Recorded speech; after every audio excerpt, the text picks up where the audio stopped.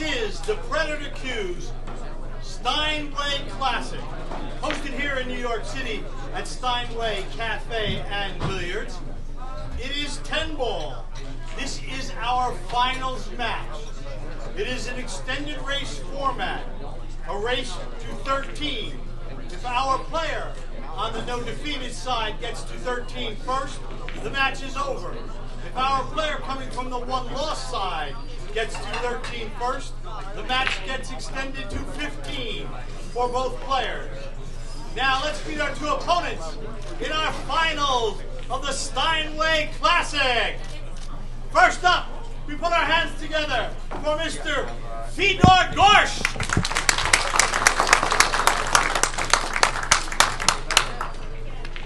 And our only undefeated player in the tournament, we put our hands together for Mr. Thorsten Hohmann. Gentlemen, have a great match, and you may lag for break.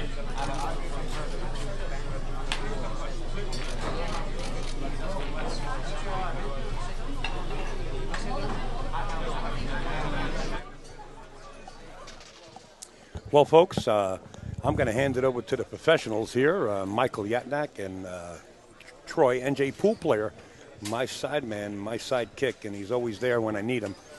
Take it away, gentlemen. Thanks for having us, Al. I believe we might get a little cameo from Tony if he gets some time available, so Tony Robles may join us. But for now, Troy and I will hold the fort here and try to call the shots and have a good time. We're sweating a great match. Looking forward to this one. I got to say, Gorst just played awesome in the last set, and Thorsten's been playing awesome the whole tournament. Looking forward to this match. Wow, this is going to be a great one. Beautiful finals with a great event. Kudos to all involved.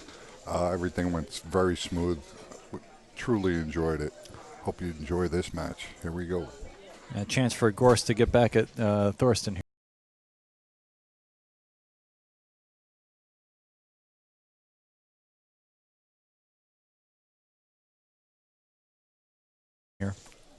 Thorsten is the one that put him on the one-loss side. Well, you couldn't have placed that cue ball any squarer to the center of the table. Right, and nice position on the 1, 2, 3, 4 on the upper half of the table. You got the 5, 7, 8, 6, and 10 at the lower half. It's funny how that works out here. Try and bring this cue ball back a little bit. Possible little double kick on the cue ball. Yeah, he's going to try to hold the cue in that general vicinity and not move the 3 too much. He wants to make sure that the 3 doesn't get in the way of the cue and make sure that he's not jacked up over the 3. So a little bit of complication here, but nothing he can't handle. Okay, good shot. And Snooki's in the house saying hello.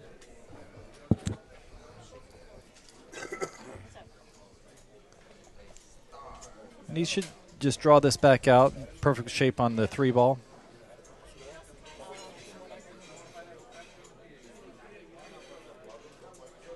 Get on his 3, and the rest of the rack pretty much is not much movement. Yeah, the 4 to the 5. I might actually play for the 5 in the corner just to ease myself for position on the 6. But not necessary. You could play 3, 4, 3, then the 4 and the 5 in the side, and then the 6 in the lower corner, 7 back in the side. And then he's got options on the 8, which way he wants to go. Now, if he tickles the 7 down a little bit, keeps it in play for the side and gets good on the 5, he'll play the 5 in the side and then the 6 in the lower right corner. If he doesn't like that, he can follow to the corner on the 5.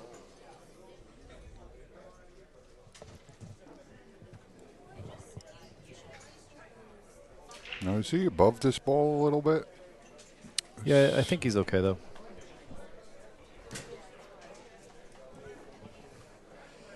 I believe he'll draw to play the 7 and 8 in the lower left corner.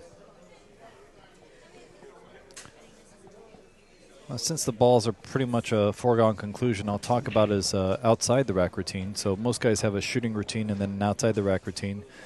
You'll notice Fedor will look for the angle he wants on the next ball prior to going down typically.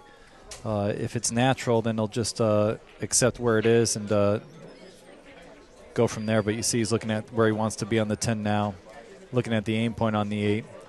Then he's going to walk back into position, get his alignment together, and then do a stroke routine, which is a little waggle and then a fire.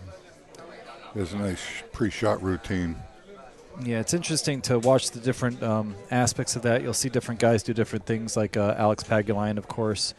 One of my favorite players is really loose on his outside-the-rack routine, whereas some of the guys like Ralph Souquet or some of the guys I grew up with, even Thorsten Hohmann, are very sort of robotic in what they do. It's very, very similar every shot. Some of the upcoming players like Tyler and those guys, you'll see Tyler does the same thing every shot in between every ball. So there's a lot of validity to that. It does lend to consistency in play and lends to getting proper position because you're visualizing all the shots, all that walking around. You're getting different perspectives of the table and really making sure that you lock in. Yeah, it helps with your timing also. Yeah, a lot of nice little tools there.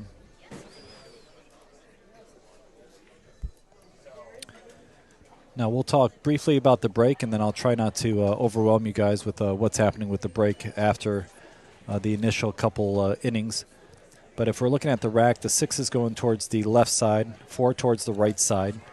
The 2 is going towards the upper right corner, 7 towards the upper left corner. The 9's going 4 rails towards the corner it's facing. The 5's going 4 rails towards the corner it's facing. And the 1 ball should traject towards the upper right corner by the chalk. That's to play position on the 1. And we'll notice that Thorsten breaks slightly from the outside of the center, a little more from the first diamond line. And a quality break by Thorsten. Multiple balls pocketed. 2 balls to be exact. And good shape on the 1. Natural shape to the 2. He's looking great here. Testing. He's been hitting that break awfully square and always putting the cue ball in the center and never losing it. You've seen some other players lose the cue ball a lot. He seems to be the most consistent out of everybody, and possibly that's one of the big reasons why he's in the finals. Well, definitely for this tournament. It's no accident that he's here in the finals. Position to the 3 ball. If he plays a stop shot, he's got a nice angle on the 3 to come back up, sort of Z across for the 4 ball.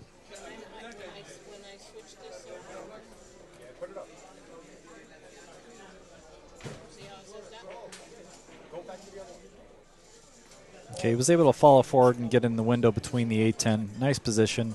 He'll come just above the 9 ball towards the 4, and this should be pretty easy for him to negotiate. Yeah, just give it a little time to get that English. Yeah, he's aiming for the 2nd diamond. If he clips the 9, he'll still be all right.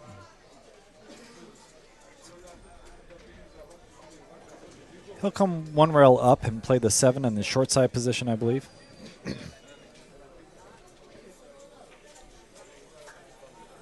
This is a touch of right English just to check it. He won't put enough right English to bring the 7 into play, but he'll use a touch just to flatten it out so he doesn't go towards the rail. Yeah, it helps it in.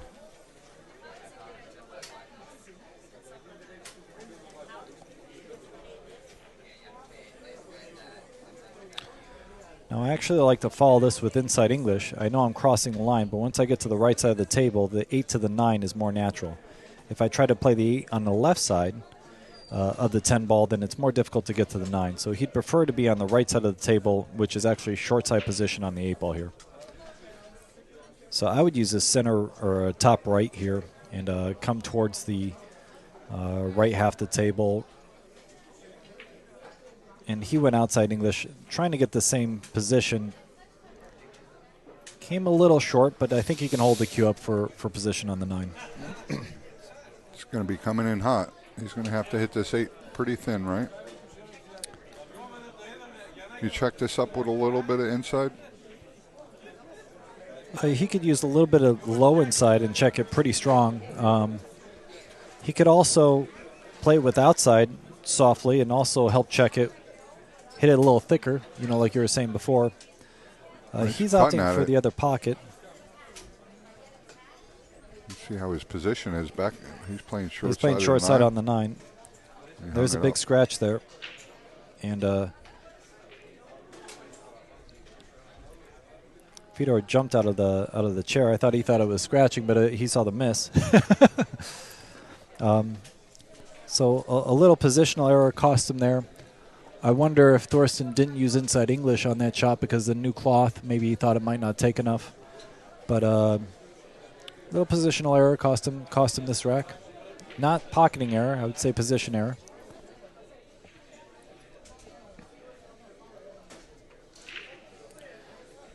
Now, if I were to make such a judgment, I feel like Thorsten starts out a little slow and then gets stronger as he goes and really locks in after a rack or two.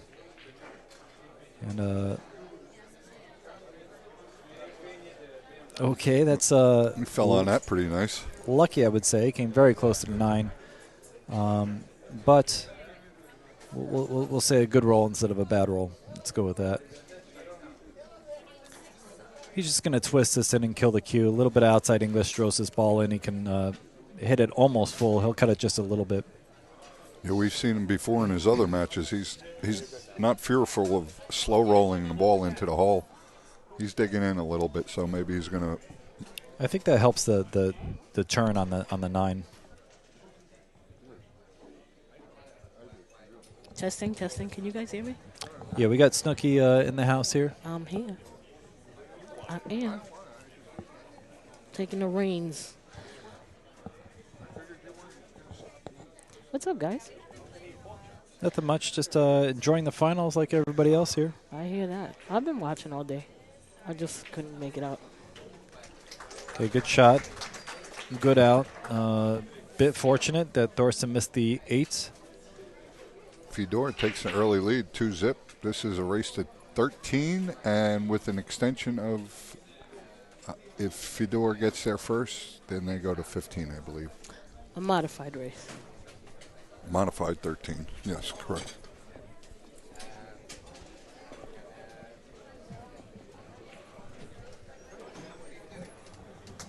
I see that braking has been an issue today with most of the players. It was. They seem to be locking in as the match goes. Mm-hmm. Fedor had a rough match against Thorsten with the break, and now he seems to be breaking quite well in his past match and starting out well in this match. We'll see if he can maintain the focus on the break and get the same results he's been getting. Every now and then when he doesn't hit the break well, it seems like he's not popping the cue as much. Right.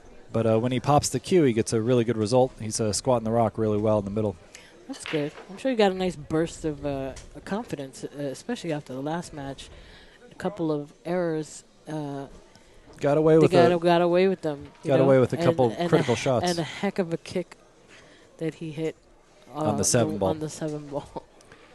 Yeah, like they say, you definitely need a little good fortune to win some of these events. Yeah. Well, they swung that, especially those last 2 racks. They kind of just swung it back and forth for a while. Yeah, he's looking at position on this 2, and he needs to be pretty thick on the 2 to get back to the 4.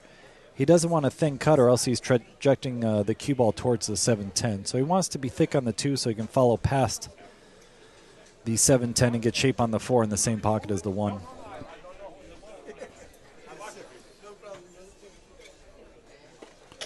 So is it center left or outside English shot?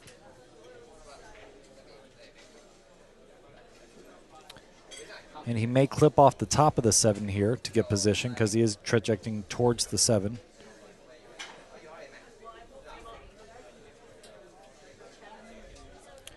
Has to accept a longer shot. He did this to avoid getting hooked behind the 6 ball. Had he got hooked behind the 6 ball, the game would be over. So he erred on the side of being too far to the left, knowing that he can negotiate the 7 ball if he has to hit it. Yeah, under-hitting it was a better choice than over-hitting it, for sure. He might be able to draw above the 7. If that's the case, he'll be really good here. Okay, he was able to avoid the 7, accepting a longer shot. Get past the 9 here? Yeah, definitely. Play the 7 in the side, possibly come in 2 rails at this. Well, he's got the 6 next, so he's probably going to play the 6 in the side. 2 rails off the 4 towards the 6. Again, you see his outside the rack routine of him walking around, making sure he sees the aim point clearly. I think he can hit this with a straight follow and avoid the 9. I don't think he needs to go around the 9. That'll lend him nice position on the 6 ball on the side. Well, he did have to go around, but now he's crossing the angle, hit it very nicely. He'll have a natural 3-railer to the 7. As long as he got past the side pocket, he was always in good shape there, so he didn't have to get too close to the 6. If you're just checking in, guys, this is Fedor Gorst at the table. You see Thorsten Hohmann over there to the left. He is wearing a pink glove in recognition of breast cancer awareness. That is Breast Cancer Awareness Month. Fedor is about to pocket the 7, and the rest of the rack should be pretty easy. Just middle of the table position here after the 7. And 1 rail out for the 9. Probably stay in the same line as the 8 ball for the cue ball. You got a little closer to help him out. This way he didn't have to, just trying to stop a ball from 6, 7 feet away. A lot easier to do from 4 feet away. He's got a 1 rail position or a 2 rail position.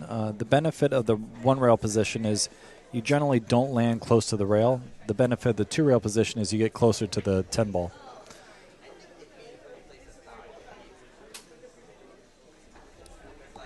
He's got a bit of a stretch here. This is a little close to the middle of the table. Yeah, 48-yard line there. 48 yard. I'm a little more specific. You guys would say 50-yard line there. A little thin on this, right? Yeah. But Stretch out. He's about 20 feet tall. So. But he's super close to the ball, so I suspect he'll hit the aim point nicely here. And this is a high percentage shot for him. Sure.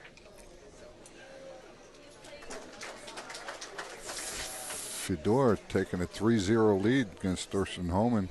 Thorsten has the break at this point. This is a race to 13.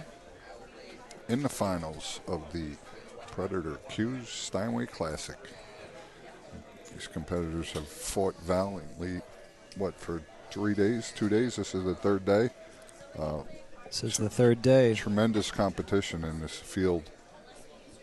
A lot of strong players kicked out day 2.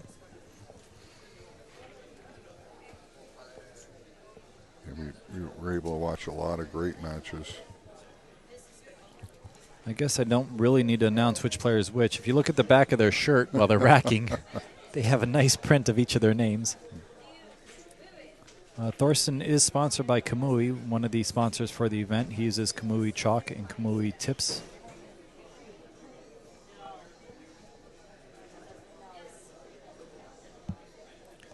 You notice he's definitely breaking farther from the outside than Gorst. Put a lot into that one.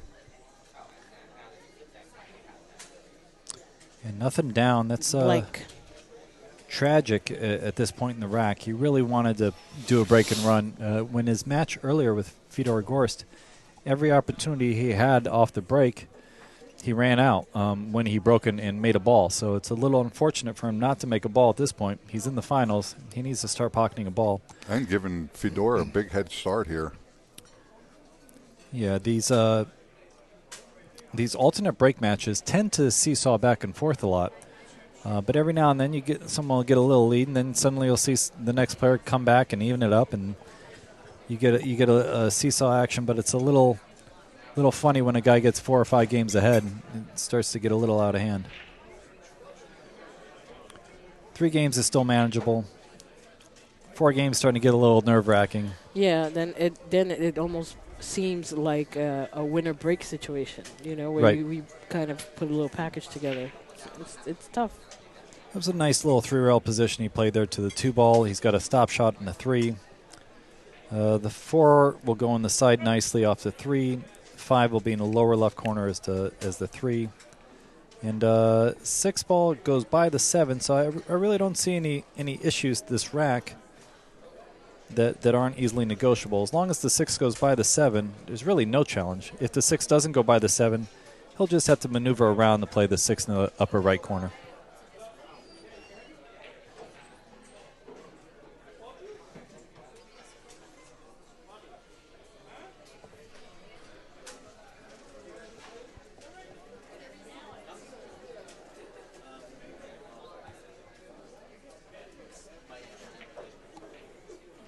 Okay, so he followed. So he's going to play position for the 6 in the upper right corner. Slide past this 8, or do you Just play go it right safe? between the 6 and 8. I wouldn't bring the 8 anywhere in play. I would come about a diamond from the 8 if possible and just stun it over like a stun draw.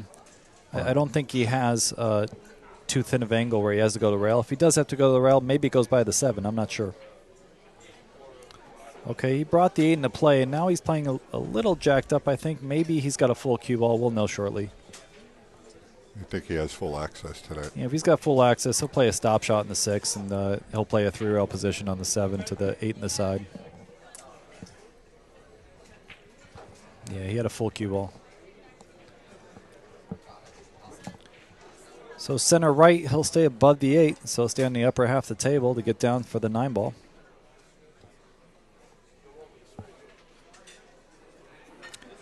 And I like to go ahead and go 2 rails here, long rail, short rail. Make sure I get off the rail. I just don't want to be frozen on the rail for the 9. As long as I have anything above a 7-degree angle, I'm good to get on the 10 ball. Right. Right. You guys, just so you're aware, if Fedor gets to 13 first, this will be a race to 15. It will be an extended race. But I suspect this match is going to get a little closer as we get further into it. Fedor's... Well, we definitely can't count out Thorsten. Yeah, no way. Fedor is playing strong, though, and he did just get off a hot match against Shane. And a little fortunate to be in this position. Both players made some pretty big errors that match, but... Fedor Gorst up 4-0 against Thorsten Hohmann. This is the finals, and it's Fedor's break.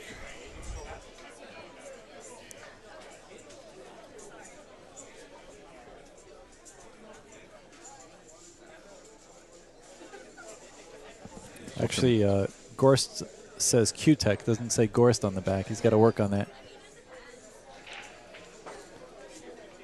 But Fedor Gorst coming up here with another break possibility here, opportunity to control the rack and put Thorsten further in the hole. If he can get another break and run, it'd be 5-0.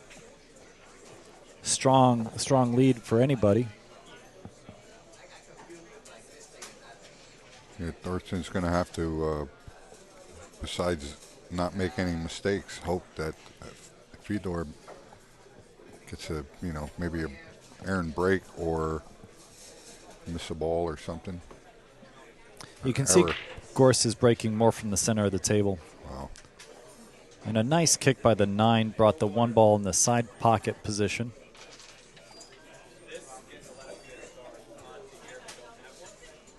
He'll cut this in with a little inside English to make sure he stays to the right side of the 2 ball. Just don't want to hit any points on this one going in. With that inside, it'll tend to spit it out sometimes if you hit that point, right?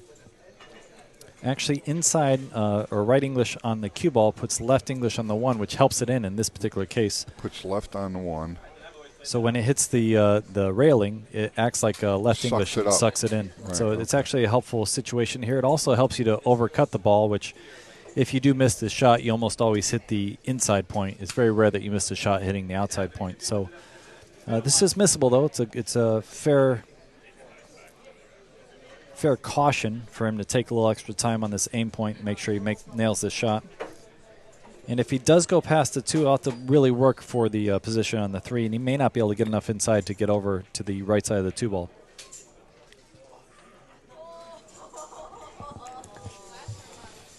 And he wasn't, so a low outside power draw is one option, or top outside follow shot is another option. I personally like the top outside, especially with the 7 where it is. Yeah, he's hampered by that 7 a little bit. Yeah, he's trying to go between the 7 and 8 for position on the 3 ball. That takes out the scratch.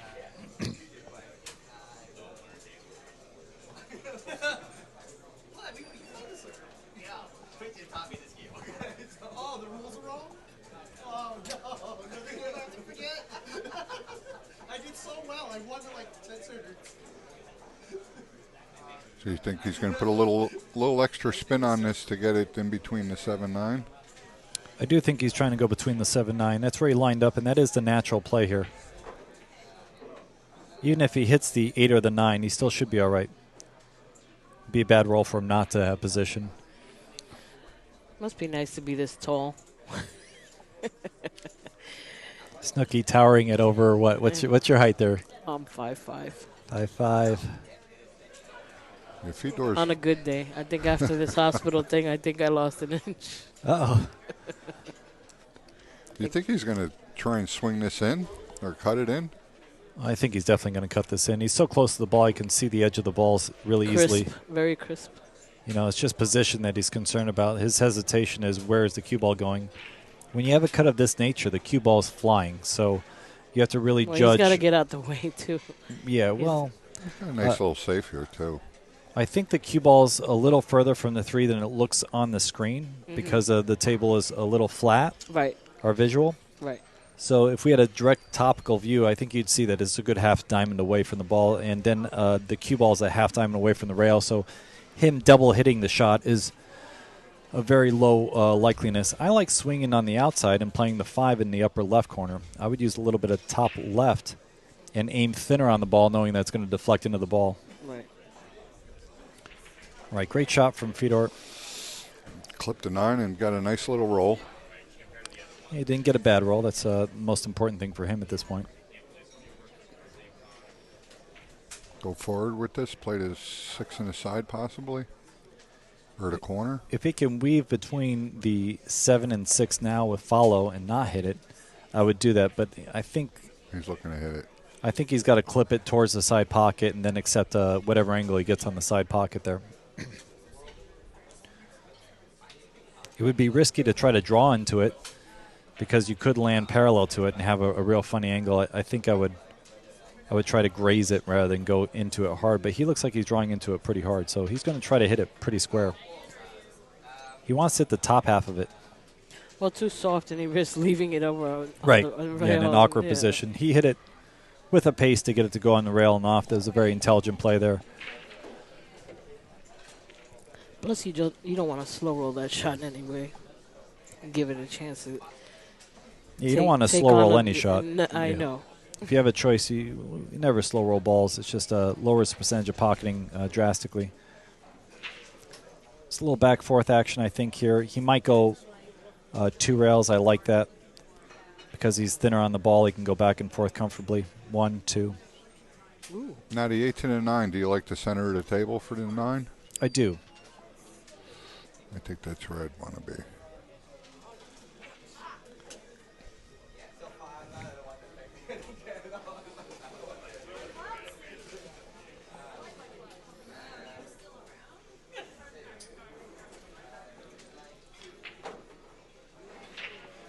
That felt good.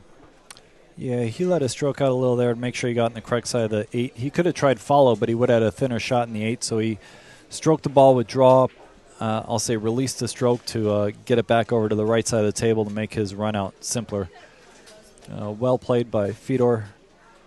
And we get to see his power stroke every now and then, or what I like to call releasing it. Not to take anything away at all from Thorsten, obviously, but when you have a lead, when you start feeling more confident at the table, not that he lacks any, but he's gaining a comfortable lead right now, so you get to see those strokes come out.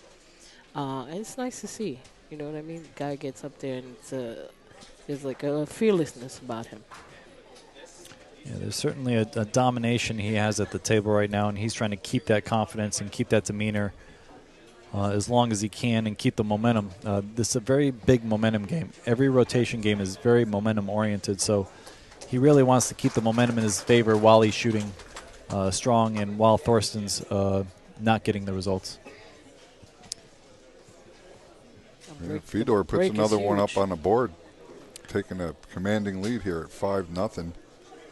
Just race to 13 for Thorsten, and if Fedor gets to 13, we're going to go to 15. It's a modified finals there.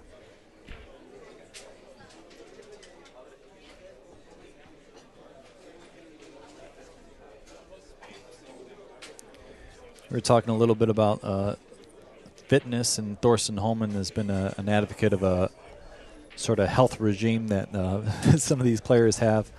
I know he works out very frequently and tries to maintain a proper diet to be mentally focused for these matches. He's also likes to train students that are similar-minded. He is trying to get a school going, I think, with a pool. So I think people should reach out to him if they're interested in lessons and that sort of thing. Cool. That's pretty cool. Yeah. I know that it's been tried before. I mean, there's been some efforts into making that happen. And I think that the pool, there's been a change in how people perceive the game due to many factors now. And like a new light has been shined on it. Pool hasn't quite been the same for a while, but the way we know it, because we've been around for so many years. But shining a new light on it, more coverage on the tournaments, and people are becoming more and more interested throughout the years. And you see more events, more tournaments, and people are interested. Even people who are novice levels are gaining more interest in the game and what they have out there, thanks to all the platforms and sharing and all that stuff. So. Now Thorsten is stuck with the same break, breaking from the first diamond straight on the 1 ball. He was able to pocket the corner ball 4 rails, but he's not getting the 2 balls behind the side. I'm surprised that he hasn't shifted his breaking position at all. His initial problem is this 1 ball. Pocketing is a high challenge, and then the position is also a high challenge. Yeah, the tangent line's going right into the right side of that 7 ball. Yeah, this is a difficult shot. If he can cut it in and hit the right side of the 7 and get to the right side of the table a little bit and stay in the general vicinity of that half the table, he'll have a shot in the 3. The 3's not a problem. It's by a pocket, but he can't hook himself trying to play a tough shot in the 1. Yeah, you wind up missing the right side of the 7, going in back of the 7, and getting tied up by the 7-4 there. Yeah, the 6 and 4 are big blockers to the 3. He could try to draw out, but then if he clips the top of the 7, he's almost got an assured scratch. So he's debating playing a safety or going for the shot. And called it right. Left. What do you call her? He called a 7 maybe. I don't know. He pointed over there. Maybe. Yeah, he played it in the left corner. That was beautiful. He hit an amazing shot. Got very fortunate to get position. He waved an apology to his opponent. Right. He needs a couple rolls. That was a great shot. I was going to say that. He deserves a couple of rolls. Kind of deserves a roll at this point. That was a tough shot he played.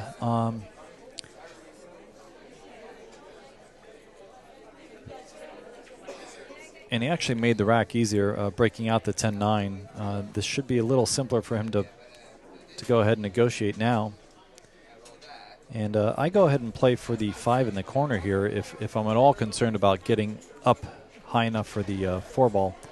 As opposed to powering this ball, I could easily just accept the cue ball coming to the right side of the table and playing the 5 in the corner. Let's see what Thorsten decides to do, though. He's okay here. He can slip between the pocket and the 8 ball and come back up for the 6. He's playing it in the side.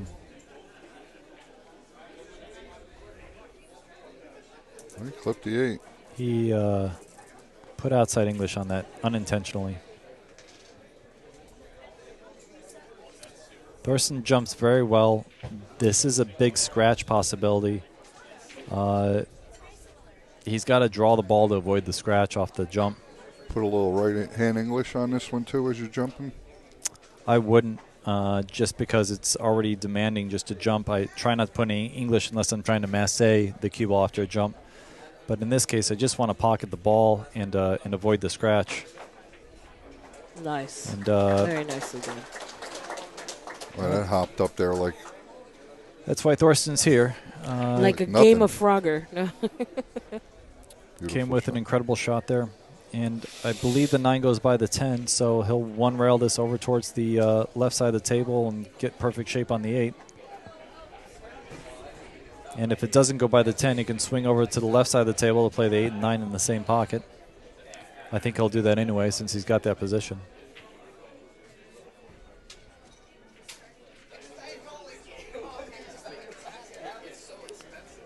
Okay, he's a little frustrated because he underhit that ball. And I've been saying this a little before, but if you get above the 9, you're always making it because there's no scratch possibilities. Now he's got to put it top with a little bit of inside and avoid the scratch. I think he just used straight top there, so the scratch wasn't an issue. Nice shot by Thorsten, and he finally gets on the board after pocketing this 10 ball. Desperately needing this rack, he came with it. Thorsten puts one up on the board. Breaks the ice. All right, keeping the dream alive, guys. Thorsten keeping the dream alive.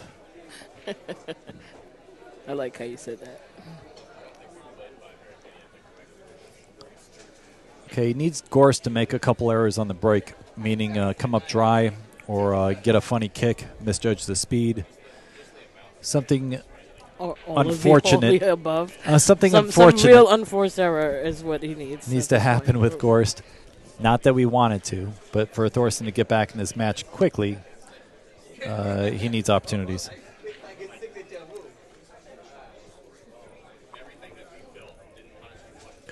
Now notice Gorst is breaking more from the center of the table. He's coming a diamond and a half in, lining up to the 1 ball.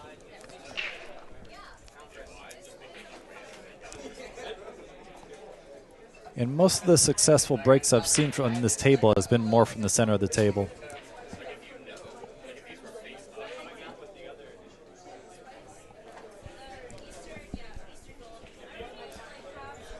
Okay, I'm pretty certain he's either going to play a carom on the 4 or a safety on the 1.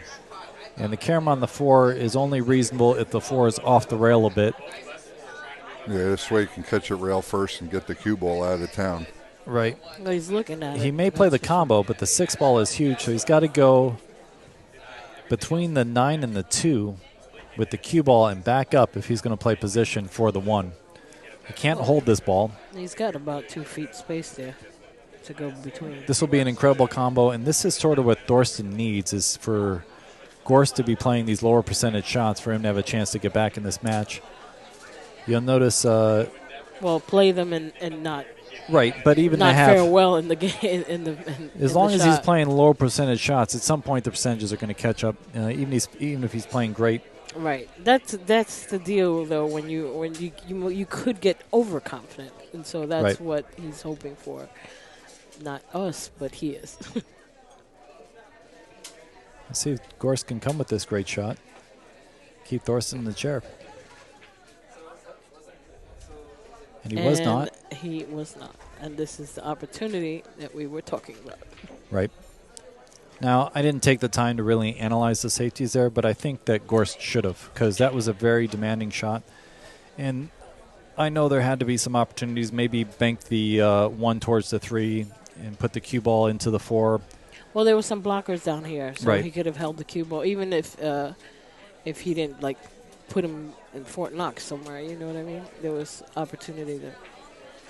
Yeah, as aggressive as I like to see aggressive play, I think that was a great opportunity there for Fedor to put him in a safe, or at least some time of containing safe. Just cause some kind of distance, and even if it was a kickable, a fairly easy kickable shot. As opposed to just selling guarantee himself, or try to guarantee himself back to the table instead of just giving Thorsten that Thorsten hanger. battle it out. Right, exactly. Let him earn his way back to the table is what I'm trying to say.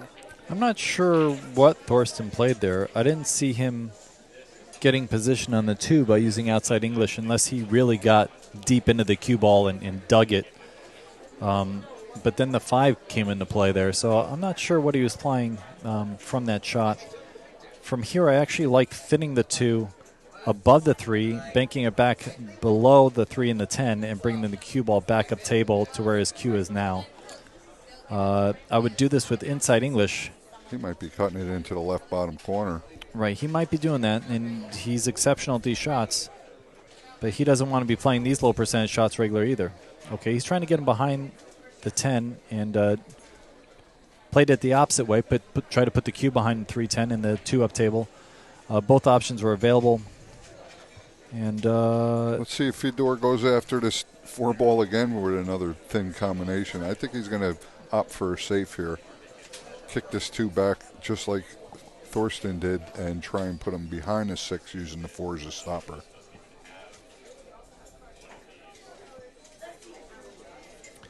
I'm actually trying to see a good safety here, and I don't see a natural one. The best thing I see is banking the cue or the 2 back towards the counter on the left side and trying to get the cue on the right side of the table using the 10 and the 3 as blockers. The 2-ball speed has to be executed perfectly, and the line of the 2 has to be executed perfectly to miss the 10-ball. To bring him back by the dials here. He could try to put him behind the 9. Yeah, that went a little wide, but still he has a little work to do. That was smart because he has a 9 as a blocker. Right, that's why. Yeah, Ginky used to call those pocket blockers, so just put it by a pocket blocker, let your opponent try to get out of it.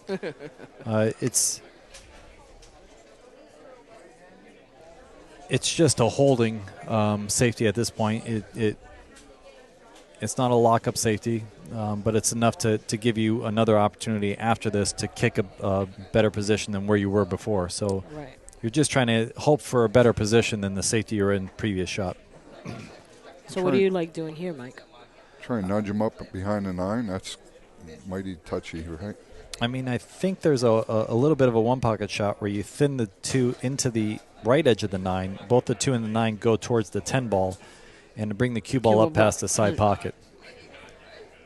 Well, I was considering this, what he actually just did. He did the same thing. He just hit it thicker. Yeah. So to use the he used the 3-10 as blockers, playing the 9 into the 2 and the 9 thickly. Fedor might have an edge on this. Fedor might have a jump carom onto the 9 or a jump 2. I actually like the carom shot off the 2 into the 9. 9's out a little bit, so. Right, so he's playing the bank, the jump bank. This will be on the highlight reel, Al. Hey, if he makes this. I mean the replay. Well, can you make that happen? I'm giving Al a much deserved break. Can you make highlight reels? The reins and the folks outside in the truck. All right, so let's see how well he jump banks this. He still has to get above the 10 for position on the 3. This is a lot going on in this shot. You can get some separation here, I believe, too. Yeah, as long as he bounces short and doesn't hit it too hard, he'll get a good result. He's got eyes on it. He's got eyes on the carom. Problem is, I'm not sure if he can hit the 2 soft enough to have the side pocket after and still make the 9. Thorsten does. If he hits it with a little oomph, he get the top side of the 9, cuts it in, and able to go above. Yeah, a good bank here would be to bank the 2 rails. Right in that bottom left corner, no? Yeah, that's what he's calling. I'm saying a good safe would be to bank the 2 rails towards the Brunswick and put the cue behind the 10. Right. If he doesn't like that shot, that's what he could do. This is probably going to work out well. I think he hit it hard enough to come back. It got squirrely. Now, here's a funny situation. If he pockets the 2-10, the 2 might get covered by the 10 on the spot after the spot.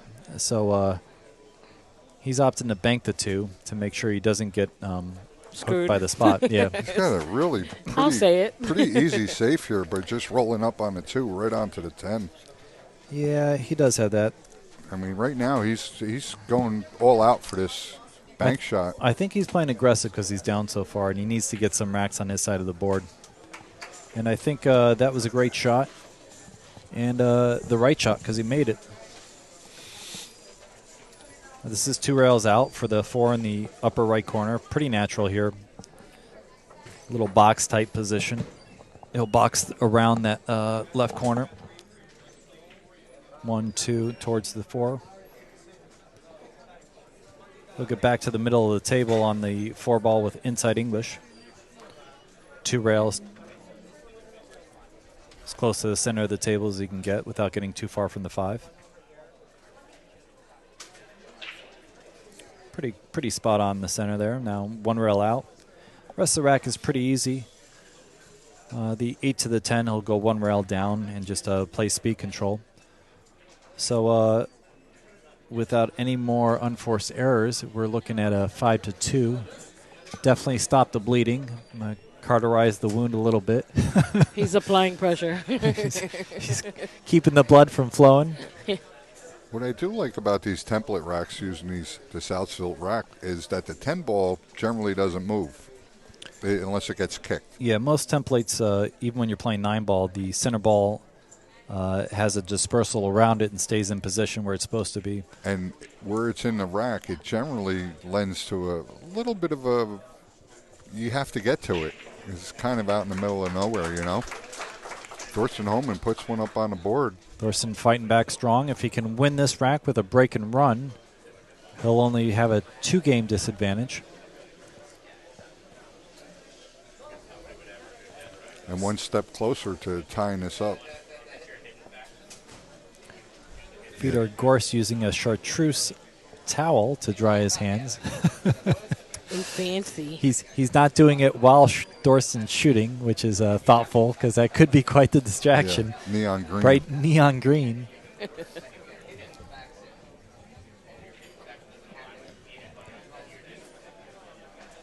I questioned the combo he attempted on the 4-ball early on in this game. I think that was a very low percentage shot and tough percentage to get back position. Just too many factors to account for him to come out ahead on that position. Mm-hmm. But I bet Thorsten's grateful he went for it because he got to steal a game from Gorst, and he's back at the table now. Let's see if he doesn't adjust his breaking point since he's not having great results. Nope. Sticking to it. I think he went a little further outside by he's right in the same spot. He's been covering that diamond with his shaft every time, so he's in the exact same spot, if not a millimeter over. But he's playing the 5-ball, 4 rails. There it goes. A cue ball just 5-ball, 4 rails. And swoosh. The 5-ball was dead in the pocket. He's got some serious congestion with the 7-8. And the 4 is the ball that goes back to the 7. So he's got some challenges here. I believe that's the 3 by the 10 ball. Is that correct? I believe, yeah. That's a 3 down there, 4 up top, and 7, 8, 10. So the 7-8 is really going to be the issue. And get over by the side pocket, drop down a little bit. He'll be in good shape. Well, he'll drop down for the 3. The 3 goes by the 7, but the 4 ball to the 7 is what's the challenge now. He'll have to cross the angle, so he's going across the line of pocketing the 7. So he'll have to judge speed very well on the 4 to the 7.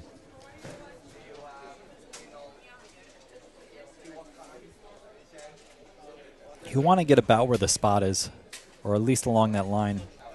Okay, he's looking at a 2-rail position instead.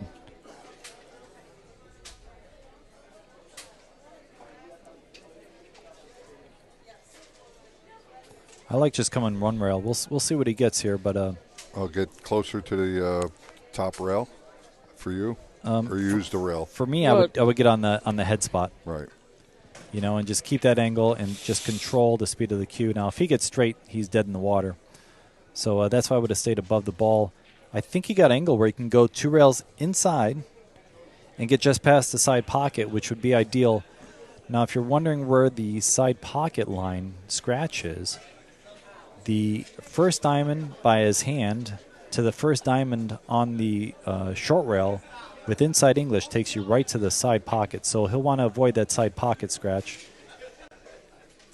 And he was close to that line. That's why he came so close to the scratch. Barely. So that's why I brought that up, because that was a huge factor there. Now, Thorsten played it knowing that, and knowing that he had to get deep into that area to get good on the 7.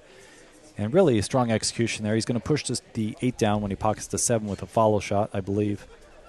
And should be all right. This is a stun follow, not a pure follow. He doesn't want to follow the 8. He wants to get off it a little bit. Or he's able to avoid the 8, better yet. And the crowd really should have kind of applauded on that position to the 7-ball. That was a super strong shot. So far, probably the best shot Thorsten's played the match, position-wise.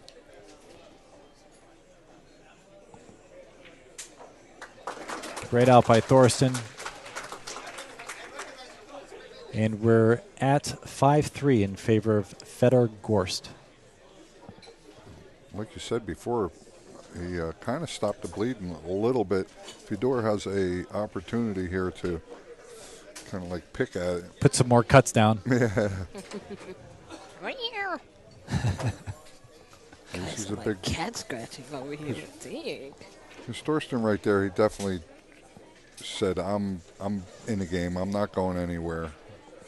How about that poise there to come back down 5-0, win 3 games in a row? Just shows you how much the transition can happen, or how often it can happen. The momentum can change for these players. You got to be able to fade those momentum switches. Come back when you get your opportunity. Notice Fedor Gorst is breaking from a diamond and a half in. Thorsten's breaking from a diamond in. Fedor is having a lot better results on the break from my standpoint. So I might just copy his break. And I didn't give him the commentator's curse and have him come up dry or anything, but he does have a super tough shot to get back to the 2. You're going to jack up and dig this one in? I would hit this with inside English myself. You nuts. I like this shot, Troy. actually. Are you nuts? Can you get enough on this? Yeah, he should be able to. He's pretty thin on it. He's got to put inside English. This is a pretty thin hit. And he's got to get it right around the first diamond to beat the 6. Maybe a diamond and a half even in. This is definitely negotiable. It's obviously much easier if he's not on the rail, close to the rail. But he just has to judge the deflection well. He is using a higher deflection shaft, so it does make it more difficult. I see a shot. How about you just bank it cross corner and come down here naturally? The 3-ball gets in the way of the natural position. He could miss it and get down, but the 3-ball is a danger with that shot. I got to say it again. Are you nuts? A little bit. Well, I mean, it's one of his options. That's my first option always. To bank Live that? dangerously and If the one was a little further off the rail. I'm surprised you're towards still the alive, left. Troy. me too. I mean, really. The jack-up shot that he was talking about, he's too close to the rail to do that. He'd end up being right by. He might get caught up behind the cluster if he came back. Yeah, across. this is a center left, as far left as he can go comfortably to get into the rail. Now he played. Yikes! I know what he's playing there. He's playing a 4-rail safety on the 1-ball, and slaughtered it a bit. I don't think he was trying to play that. I think he was trying to play 4 rails with the 1-ball and get the 1-ball by the 2-ball. You hit a little bit too much pace probably, right? A lot too much pace, but really too deep in the corner to do that shot. Or the one was too high up on the rail, I think, for that shot to be there. So that might have been a decision error there.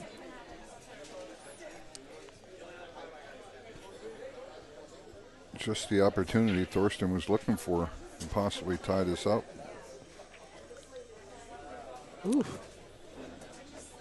Nothing but net. Swish.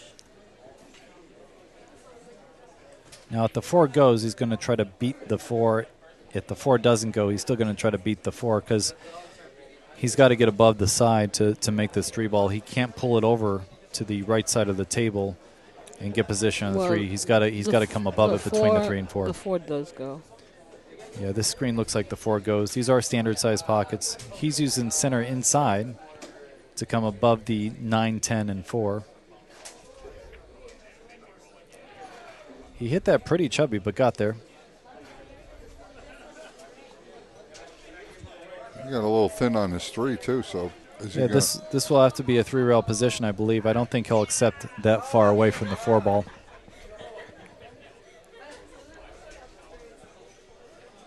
I wonder if the 4-9 is a possibility here. It looks pretty wired. Can we see the other screen and see? Yeah, that's what I'm here for. That's not too bad. I might just go ahead and go 3 rails and play position for the 4-9.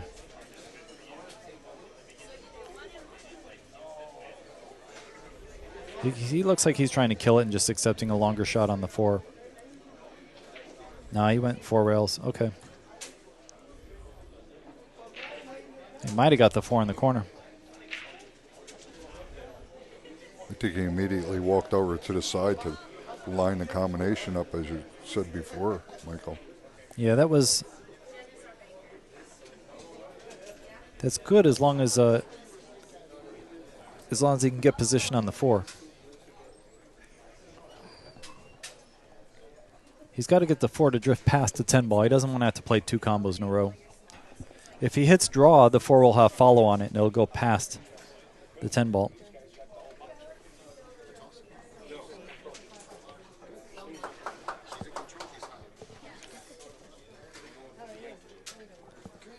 He's going to go ahead and bank the 4 with a little bit of draw for position on the 6.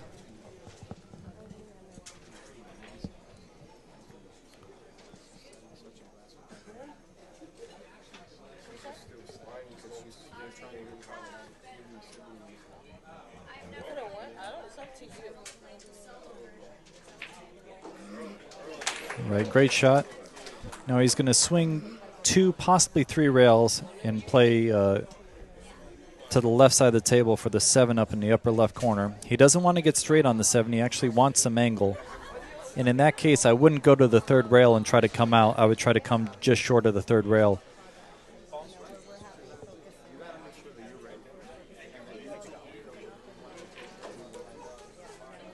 Okay, he did something a little smarter. He went deeper in the pocket to try to generate angle, and he still didn't get quite enough. But he can draw back for the 10 in the lower right corner. So he'll just draw back, probably get the cue in front of the side pocket so he has a full cue ball. Or he might even use the point to get out of to get off the rail on this shot.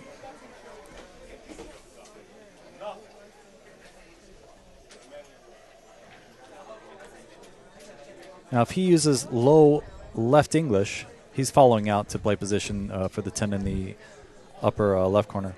But if you were to use low left English, you could actually come off the point and get position. That would be another option.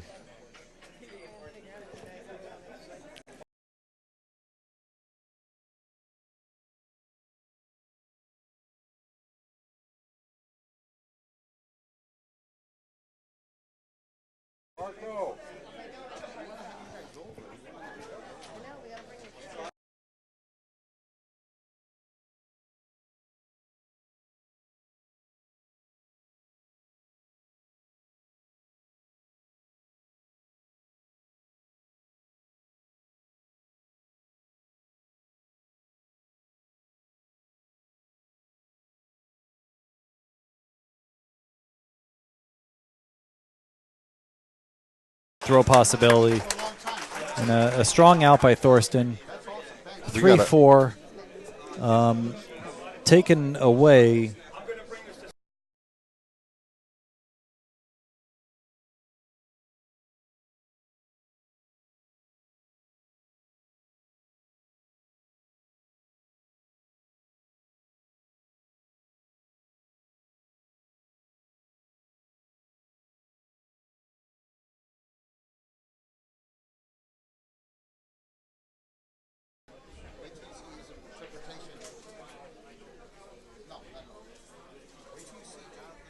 Yeah, it seems like we're all squared up here.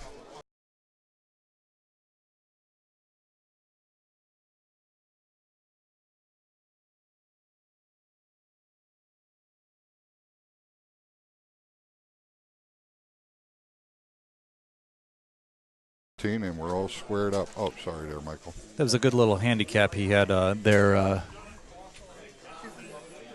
Anytime you can get a strong lead like that, you want to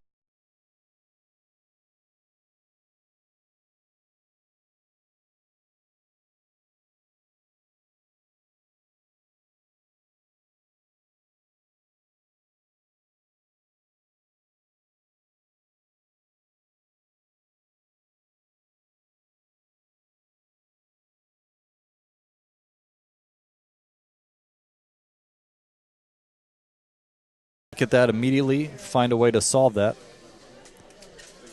and drink some water in between. Stay hydrated, my friend. 4 on the table, so I'm trying to see where. Or the 5. The 5's up top. That's a 7, right? So. Ooh, this is a bad shot. Yeah, this was a bad shot. Here, he can go at it here. Play him safe and put the 2 ball down by the 10. Break him up. Yeah. He's been playing really aggressive, and that's what got him back in this match. What he could do here is overcut the 2 and go 2 rails, try to get back behind the 7-10, putting the 2 ball 1 rail off the long rail behind the 6 ball. Or he can bank the 2 1 rail back and put the cue on the 6 ball. Now he's going after this 2 ball. He's going to cut it in and roll the dice on the position of the cue, knowing that the 3 ball is in front of the pocket. A great shot. He was able to kill the cue, so he didn't have to roll the dice at all. Obviously, he had a little thicker angle, and he could hold the cue ball. So a good shot by Thorsten. Yeah, and he's not going to go at this right now. He's going to have manage to these hesitate. balls and probably play it safe if he needs to. Excuse me.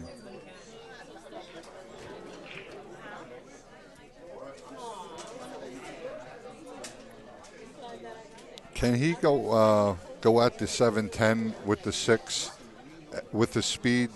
If he doesn't clip it, he can play safe then?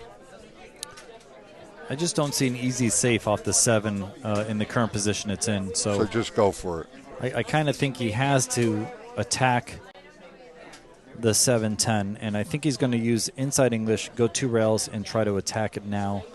Outside English, I don't see him. I mean, if he could hit the 10 on the head or a half ball hit on the 10, 1 rail, I mean, that would be awesome. Yeah, he'd slide off it and have the 7. Yeah, he'd have the 7 in the lower left corner. I just think that's asking a lot. What might be a good play is just to get to the right side of the table, play the 7 cross corner, bringing the cue ball back up table, playing it short where if he misses it, it goes towards the first diamond on the short rail. And he's hit 2 winning banks so shots. far, yeah. Banking exceptionally well in this event so far. We don't want to curse him, but he hasn't missed a bank yet. Where's some wood? Okay. Now, he still might have the cross corner. Now, if this goes in the pocket, that'd be an exceptional roll for him, but I don't think it does. I think he's got to play this cross corner. And he can do a cross corner. This is the same deal. You play a cross corner. You play it to come slightly short. So if you miss it, it hits the long rail and goes back towards the short rail. And the cue ball is going to be up by the 8. And the cue ball is going to be up by the 8. He shouldn't have a shot. Fedor is waiting for Thorsten to miss. He's got to watch the kiss. Now Thorsten looks like he's going outside, low outside with this, trying to go 3 rails for position on the 8. So he's going to be hitting this pretty hard. I hope he doesn't sell at the 7 if he misses. Draw it out of the kiss. What a shot. Okay. Great shot by Thorsten. He can go inside of the 9, 2 rails, or he can go outside. I believe inside is a little more natural because he's pretty thick on the ball. Those 3 aggressive banks have gotten Thorsten back into this match. Yeah, pretty aggressive, pretty on point banks. He's played exceptionally to regain control of this match. And when I say regain control, I mean he was gushing out blood, throat was slit, and he patched it up somehow. It's a championship emotional control there to still be in this match with how far down he was. You're watching fine, highest caliber playing right now. Thorsten is the one that put Shane on the loser's side, and he's the one that put Gorst on the loser's side. That's the 2nd and 3rd place, possibly. Yeah, everybody he played he put on the loser's side. Right. But it's not like he played Billy Bob to get to the... if there's a Billy Bob out there, I'm sorry. But he didn't play Billy Bob to get to the hot seat. No, you can go to Q-Score and check out all the players that Thorsten went through to get to this position. You just go to qscore.com. Gorst also went through a bunch of monsters. A super strong field here. The Steinway Classic has always been quite the event, held here at Steinway Billiards and Cafe in New York City, Astorias, New York City to be precise. This is the the Predator Q's Steinway Classic. AZ Billiards is a major contributor. Simonis, Grimaldi's, Aramith Balls. We should mention Predator, of course. Chalky Sticks, JB Cases, Light Systems, Kamui, Chalk, and products. Anything else up there I need to mention, guys? Me. Snooki. Mentioning Snooki. So, guys, they're on a brief break. I'm going to take a break as well. Gorst doing the right move, taking a break since he had a commanding lead and now it's tight. He's got to reset. I'll be back after I reset, guys. Thank you so much. Whoa. You got it, Mike. We'll be back in a few.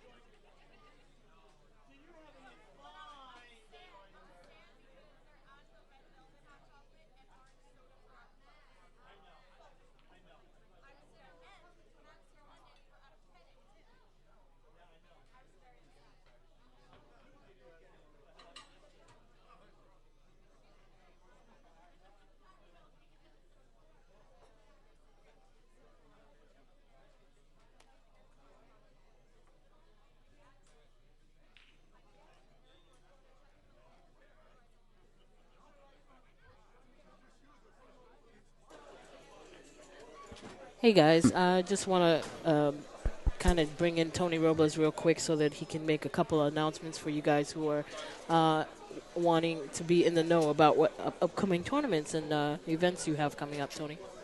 I can't say anything. I have stage fright. No, I'm just kidding. Welcome to the stream, by the way. Yeah.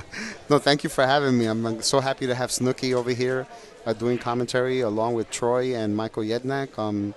It's exceptional commentary. I'm really happy that everyone's enjoying it, and I thank everyone for tuning in. We've had quite the event here the last 3 days, and it feels so good to have the Steinway Classic back. And Al's staying here. Al isn't going anywhere because we have the 6th annual New York City 8-Ball Championships this weekend.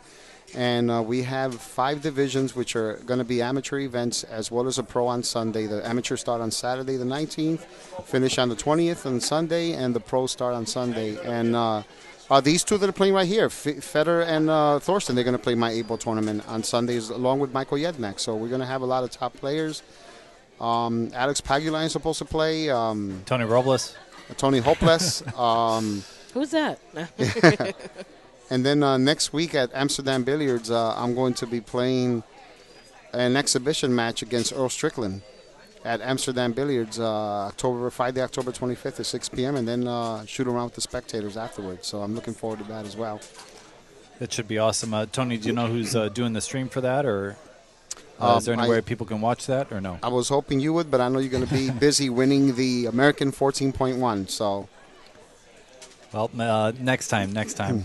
So why don't we talk about this match a little bit, Tony, while we got you in the booth. Let's take advantage of him. Thorsten's been banking like a beast. What do you think about banking this one ball and getting position on the 2? I think it's a good shot because if he misses, he still leaves the cue ball up there by the 2. You know, I mean, he might even elect to run into it because it's a new cloth, so it's sliding a bit, right? He hit it great. He's banking great. But I was just telling Diana that what a hell of a comeback he made after being down 5-0. It shows you the desire, the incredible desire that he has to win, the will to win, you know. And I was talking to Thorsten for about an hour after he won the hot seat match. We were catching up, and I told him, you know, it's so funny how I've been reading these comments on Facebook about people saying that they're surprised that you're doing well in a 10-ball tournament. And I said, what happened is that everyone got so used to watching you win 5 World Straight Food Championships. A lot of people a lot of people don't realize that you were actually a world 9-ball, world 10-ball champion before you even won your first World Straight Pool Championship. Yeah. A lot of people don't know that. Oh, wow. That's a surprise there. It's very rare you're going to see him lose a cue ball like that. Wow. That really I think he thought he was up. clipping the 4, right? Right. Yeah. I'm going to have to help him out with that shot after the match. Say, Toski, come over here, man. Now, we're all brothers, man. We're competitive when we play against each other, but we're like family. You know, we're all like family. And Yeah, there's a strong New York camaraderie here. I know I was practicing with Zion a lot and Sean and Del Sim to prepare for these matches. Everyone's been rooting for me. I know I got you in my corner all the time, Yep. Tony. I'm always pulling for you. You know that. It's so good to have such a strong contingency here and then have those guys working with you and playing you all the time, making sure you're sharp for these events. I don't think I'd have done nearly as well if I didn't have that common goal between us. I think you're being pulled away, Tony. I'm sorry to interrupt. No, not yet. Okay. They got my Yeah, they got my dinner here, but I'm not leaving you guys yet. Okay. Sounds good to us. I'm still battling just a slight bit of a cough. I was sick last week. I'm not contagious. I'm good now, but I can't kiss or hug you then, Tony. yeah. Yeah. I already did that with your ball. Sorry. She might have it. Nah, she's good. She's good. You guys are good. But yeah, I believe, lately Fedor Gorst has come into his own. He's really shot quite well the last couple of days, and it shows right here. And nothing gets to him. I guarantee you that those 5 racks that he lost in a row just now, he's going to let it get to him mentally because he's just focused on the prize. Well, he was smart. He took a break to kill the momentum. The momentum was all going towards Thorsten. And he said, you know what, I'm going to take a break now and come back to the table fresh, clean, ready to kill. And he's got a nice wide open rack here. No real challenges for this particular rack. So good time for us to chat about their personal growth and what they've been working on. Fedor Gorst has just played exceptionally well, and his match against Thorsten that he lost, really the break was the main factor that was costing him. He was playing great. No, he is. He is. It's the best that I've seen him play since I met him a couple of years ago, and I'm very impressed. And from what I understand, Maxim Dudanis is playing extremely well too. But how about Victor Zelensky? He had quite the tournament too. He was only 17 years old. He's still in high school, and he's a stone cold killer. I thought he was 47 or something like that. Yeah. No, he plays great. Very strong pocketer, good position play. In the match that we saw him play against Shane, it seemed like he made a few mental errors, but still played strong the whole way. You're allowed a couple mistakes every match. If you make 2 mistakes and win, that's about right. If you make more than that, you're probably making too many. It's whether or not you get back up after you've been knocked down. That's always been, in my opinion, one of the toughest things to master in the game of pool, learning how to let go of a mistake.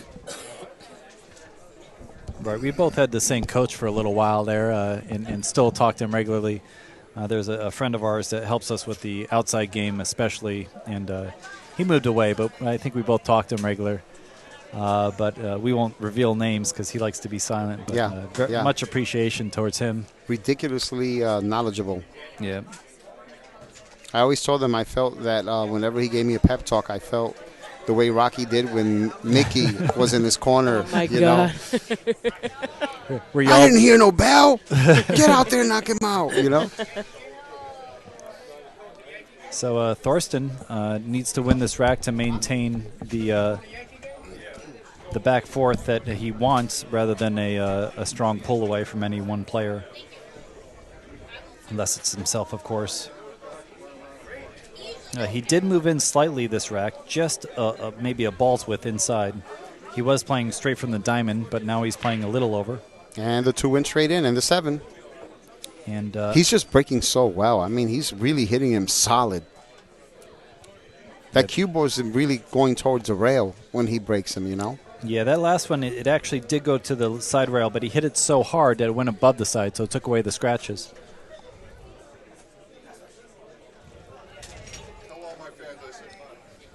So would you play the 3 in the side here, Mike? Troy wants his one fan to say no.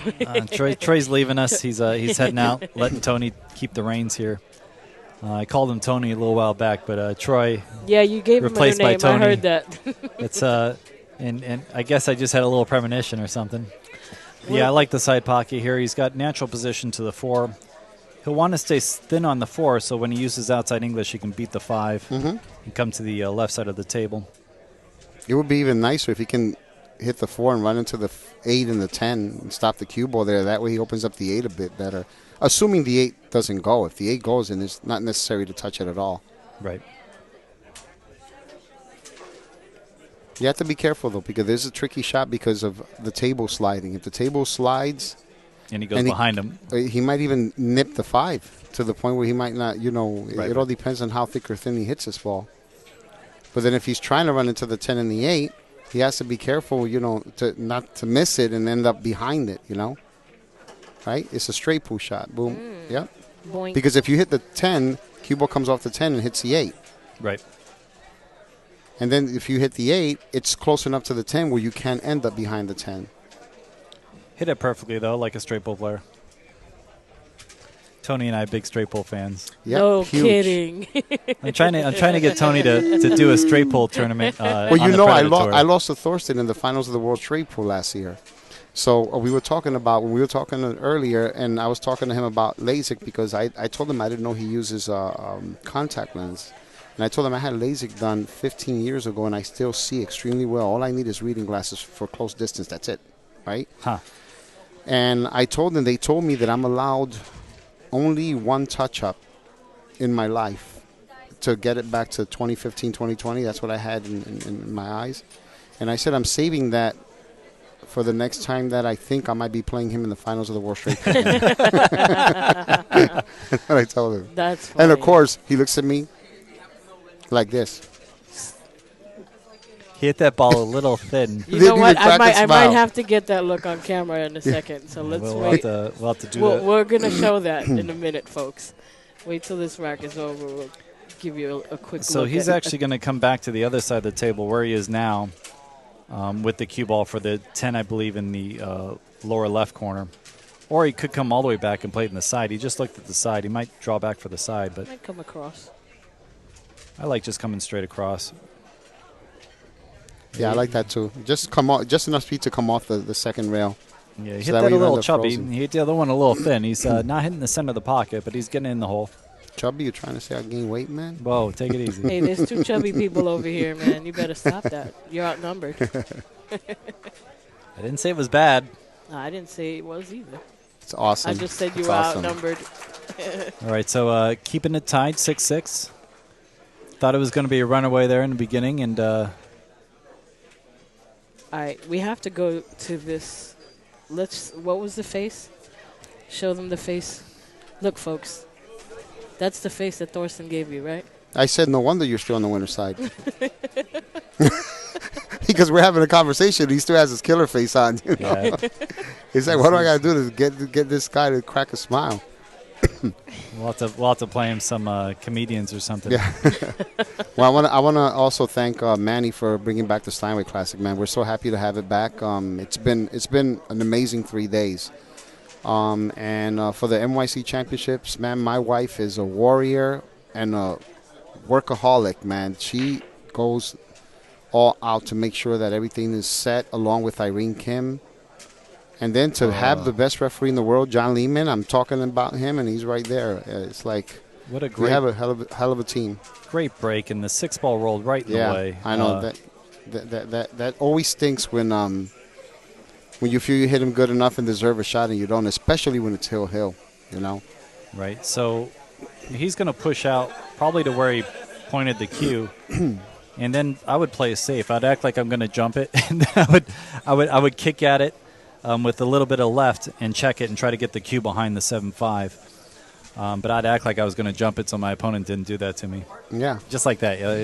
Fake. Well, you fake know the what jump. Mike Davis used to do to me, right? Because you know Mike Davis is almost twice as tall as I am. Right.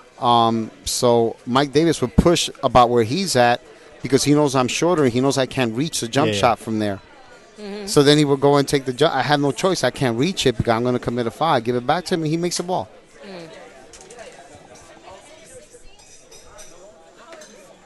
Yeah, Thorsten's no novice. He's going to kick at this ball with a little bit of left.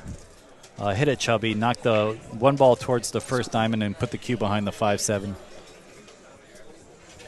You like that play, right, T? Yeah, I definitely do. Also want to give a special shout out to my my brother Joseph DeVito, who unfortunately was hospitalized with a minor health issue, but he's doing good. He's been there past couple of days, and he's actually watching the stream now. So we're wishing you well, and I hope that you get well soon, and we hope to see you soon. I know he'll be there next Friday to support my match with Earl. So get better, buddy. Cool, man. Hope you're out soon. He's going ahead and taking the jump, and Thorsten gave this back up. See what it's like when you're 17 feet tall? Yeah.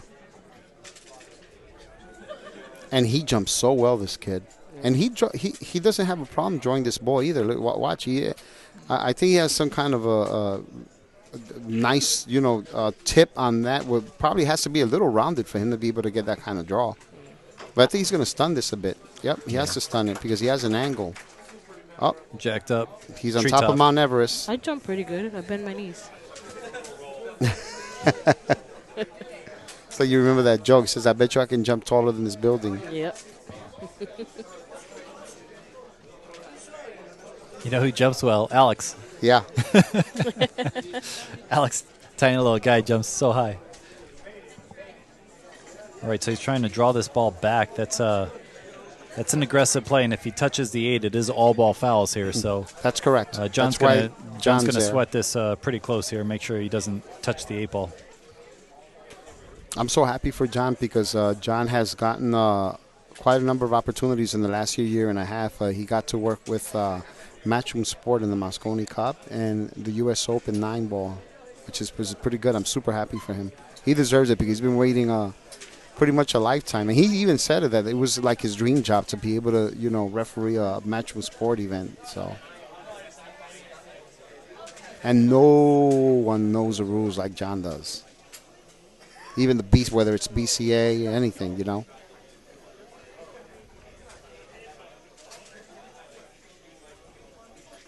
Looks good there. Uh-oh. That's not good. John, the Flash. Yeah. Let him tell you guys that story sometime. John the Flash? Yeah. I have a Flash story. We had a cousin growing up that we used to joke around with him, and we would just joke around and it was even mild joking around. It wasn't and as soon as we said that we started joking around him, he would cry a tear. And it started coming out faster and faster, so we started calling him Flash. So it got to the point when we called him Flash, tears would start coming out. And I thought after that happened, I stopped doing it because Tony I was a felt bully. bad. Tony was a bully as a kid. I felt bad. I had to tell I had to fight my brothers to tell them to stop doing that. So he's going to swing across for the 4 in the side here, between the 4 and the 10. Another good opportunity for Thorsten to really start to take control in this match. Yeah, I think he wants to get. Would you get straight here, shoot a stop shot on the 5, and then shoot the 6 in the corner and come one rail past the 7, so that way you make sure you have an angle? I would do that. And the stop shot just to make sure I'm not jacked up over the the 7. I think there you go. Okay. Because if he stops it there, he's stopping in front of the 7, so he doesn't have to worry about shooting over the ball, Right. And he's keeping it simple. And, if he ends up with too much angle on the 6, he can always go 2 rails and barely go past the 7, too, even though I would prefer to go 1. Yeah, he's looking right now to see if he can just stop it. Yeah, Buddy Hall, don't play position when you have position kind of thought process here. I like that.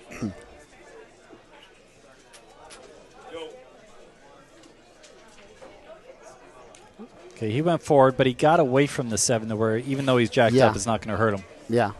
Yeah, I think he's still in good shape here. He just has to make sure that he doesn't run into the 7 to the point where he might like nip it coming off the rail and then ending up parallel to the 7, you know. And even if he does, if he has a bank shot, he'll be fine. But I doubt that's going to happen. I think he has enough angle to just come off the top rail and go past the side pocket. Yeah, one rail. He didn't go as... He didn't check He didn't straighten it out as much as he would have liked. But he's still good here, though. I mean, he's shooting so well. I mean, this is like a hanger for him. Yeah, he is going to have to go 3 rails here, though, and get all the way back over. Well, it depends. Is a table this? I don't know if this table is running fast or slow. It's got new cloth, but I haven't had a chance to hit a ball on it. I'll just say it's playing well. I think it's playing standard speed, what we're kind of used to. Yeah. So I don't think he has to hit it too hard to get back and forth 3 rails. Because he might. I don't know. You think he might be able to just kill it and then just barely come off the second rail? It looks like he can. It looks like he's hitting with a little bit of right. You see. I don't think it was as thin a cut as because you know how sometimes you look at the angle, it looks thinner than what it actually is, and then we go in front of the table and you say, oh, that's not that thin. Yeah. You know? Well, this table's also a little slanted from our view. We don't have a straight topical view, so sometimes the angles look a little steeper than they are. Not trying to make excuses, but I definitely misread that angle. I thought he had like a... Well, I'll tell you what, this is turning out to be one hell of a match. I'm really enjoying this match. I mean, he's kept Fedor in his chair quite often in the last, 7? Yeah, 7-1. 7, 8 racks? 7-1 is that's pretty strong. The current score is from 5-0 point.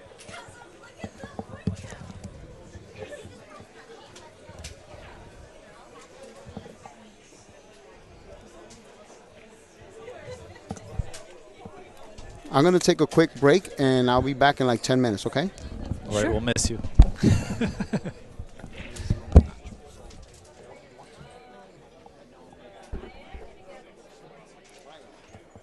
So we lost Tony for a little bit. You're about to lose me, too. That's all right. I got it. Well, you need Al for the controls. This is true. That's why I told him don't disappear, because I have tickets to the Yankees tonight.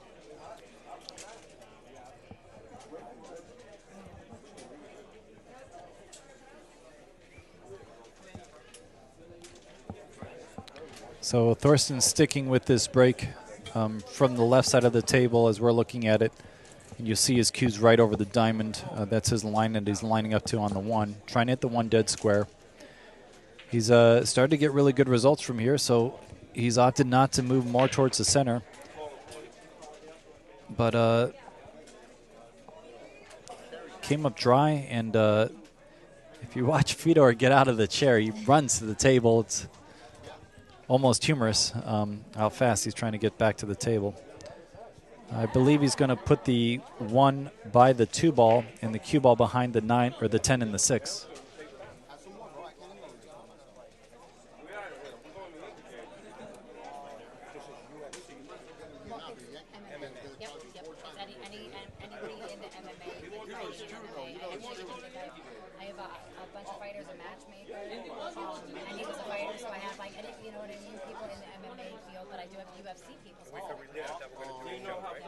That's why you're wearing that. No, it makes sense. You don't have a lot of people are going to be fooling you, though. Well, folks, guess what? We got a special guest commentator. She's actually going to fill us in on a little bit of information. Carrie's actually sitting here in the booth. There she is right there on cam with Michael Yetnek.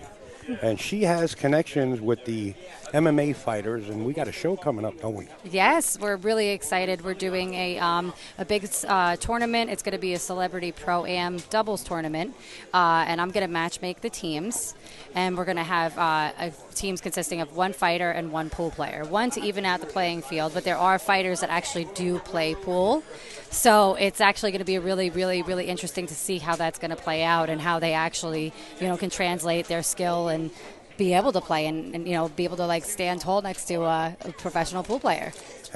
Can you release what kind of fighters, who they yes. are coming, or, Yes. or give us a little inclination? We have former Bellator middleweight champion Liam McGeary. He's going to be coming down. He's flying in from Hawaii, which is really exciting. Former King of the Cage fighter Mark Matthews, who is also an Ink Master, is going to be coming down. He's going to be shooting. He's coming in from Florida. We have Kevin Ross, who is a world champion, multiple-time Muay Thai and kickboxer, and he's coming in from Vegas. We have former TUF winner Eddie Gordon, Truck. He's going to be here. He's going to be shooting. Really great guy, good friend of mine. And I'm about to sign my friend Jennifer Dugwin, who is a Bellator fighter. She is also a professional boxer and an Olympian. Fantastic. That's just a taste, folks. Yeah. The show is going to be tremendous. We'll be streaming that coming out of Racks in West Hempstead, Long Island. Mr. Holden Chin and, of course, partners, Josh Freeberg and the whole crew. So that's nice that you come in and give us a little tease. Yeah, it's going to be a really, really good time. It's going to be a nice event. Going to do an all day. It's going to be the tournament, but then we're having a main event. And the main event, I can't announce the partners yet. It's all right. But it is going to be Tony Robles versus Earl Strickland, and they will both have partners. It's going to be a doubles race. So Earl confirmed already that Yes, he'll be there. Yes, he will be there. Tony will be there. I'm pretty sure I have the Earl's partner confirmed, and then we're about to confirm Tony's partner. And it's two of the biggest names in MMA. It's absolutely huge. You know, superstars in both their worlds. And the dates? January 19th. 2020. 2020. 19th, 2020, folks. Keep that in mind. And there's going to be world champions in both fields. Very good. Which is amazing. So you heard it here first. It's soon to be poster out there, and we'll circulate it across the social media and every show that we do up until then. Thanks, Gary. Awesome. Thank you so much for having me. Anytime. Thank you. Thank you. Thanks, Gary. Thank you. So back to the match here, Al. Thorsten's in a bit of a pickle. Can't really see the one ball clearly. Can only see the left side of the one and doesn't really have an easy safety. It would appear as though he's going to try to cut it in the upper right corner and bring the cue ball down 2 rails, hopefully safing him behind the 5 and the 8. That's the only safety I see. He swung for the corner. Wow. Yeah, he went all out for the gold there. Got a little bit of a roll in that I don't think Fedor has an easy shot. Even though Fedor ran to the table, he ran to... you really want to cut this in with the 2 ball down in position at the other end of the table, right? Don't you want to take a shot? If it's cuttable, he does. I mean, it's a few inches, at least 5-6 inches off the rail there. Yeah, a normal, I'll say a smaller demeanored human being couldn't reach this very easily and cut this ball. Right. But I think Fedor is going to go ahead and swing at this ball. It has a high reward. He's got to weave between the 7 and the 5 and get position on this 2 ball. And just stay out of worry from that corner. You know, that line in there is a pretty huge line, but you come within thinner towards favoring the 7, that corner comes into play. He's got to be careful.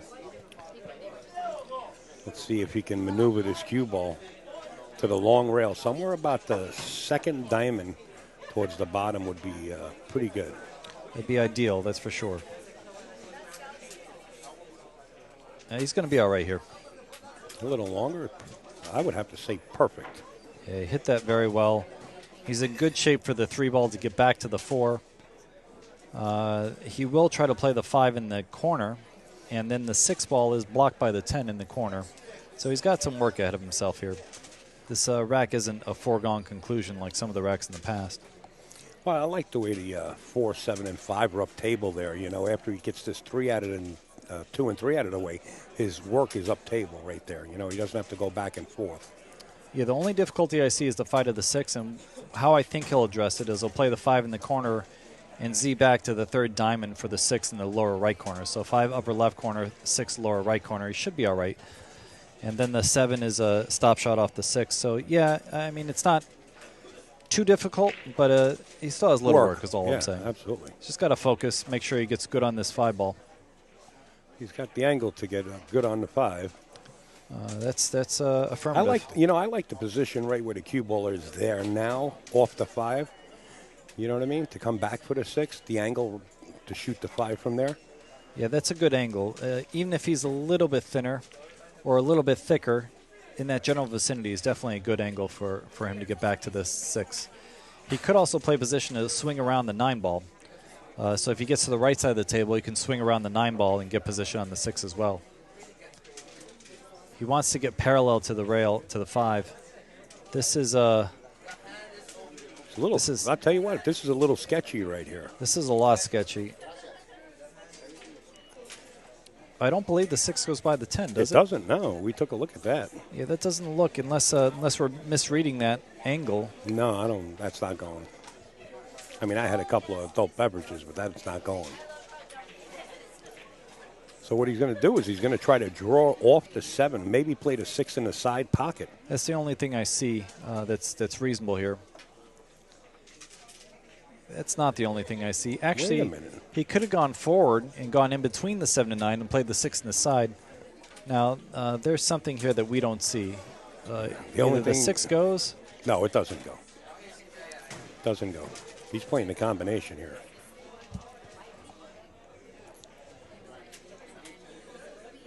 He's going to cut it into the far right corner now at the bottom. Well, this is an edge-to-edge cut. And the cue ball looks like it's lining up right to the corner pocket. So he's got to beat the corner pocket with draw. If he were to play this, I would play this off the 10, to be honest.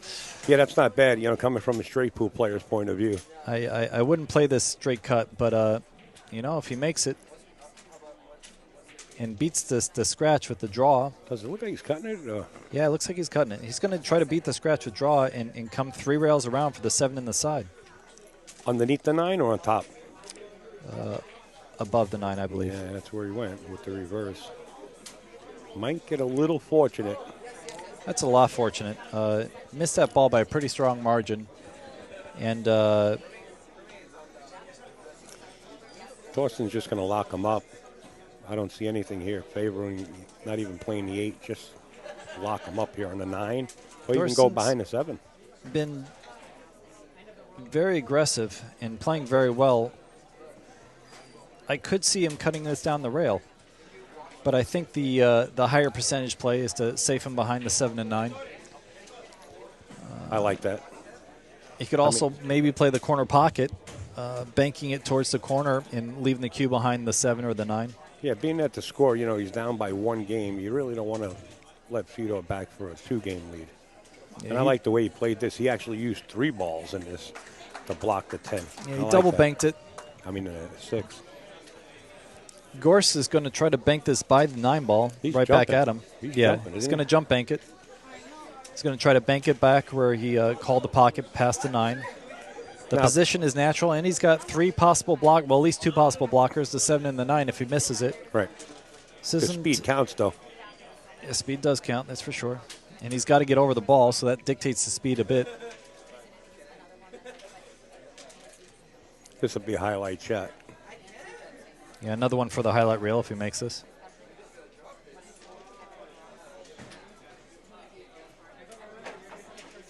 I like his decision-making here. Even if he doesn't end up winning from there, it was a good percentage shot for where he was, Of what he had, I think that was the highest percentage shot.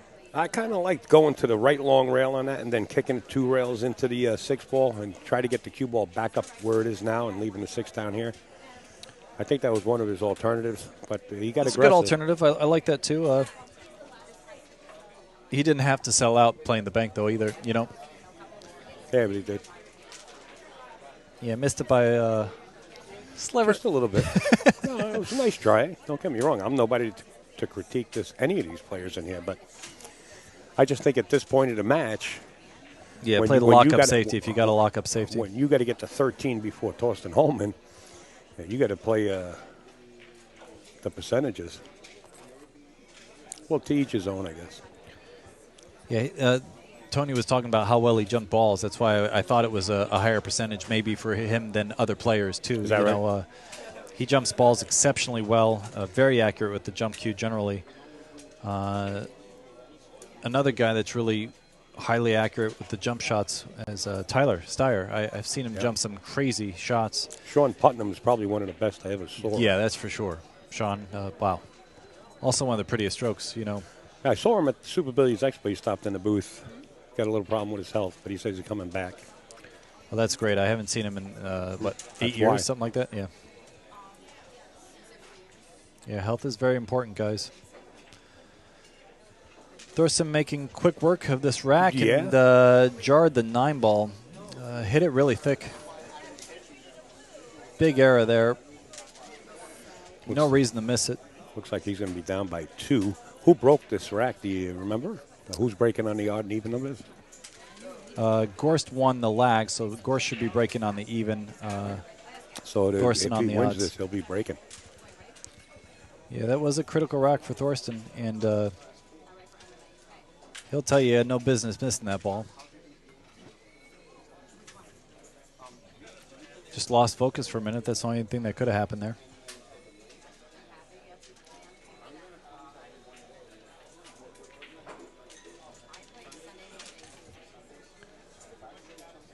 What's amazing about Thorsten is I know he did just recently change equipment from high deflection equipment to low deflection equipment. So every now and then that may get him, but in that case he hit it thick, so that wouldn't have got him in that case because the aim point would have been thinner with a higher deflection shaft. Oh, I thought it was 8-7. Now it's 7-7. That 6 looked like a 7. All right, It's so actually 7-7 at this point. I got to fix Thorsten those numbers. had the lead there. Let me fix those numbers up a little bit.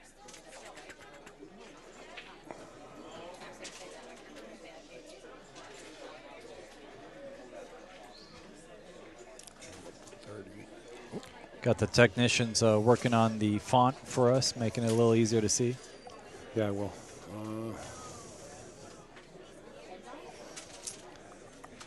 And Toasty took a break, or Thorsten took a break on Gorst's turn. He asked Gorst, and Gorst didn't mind, so no issues there.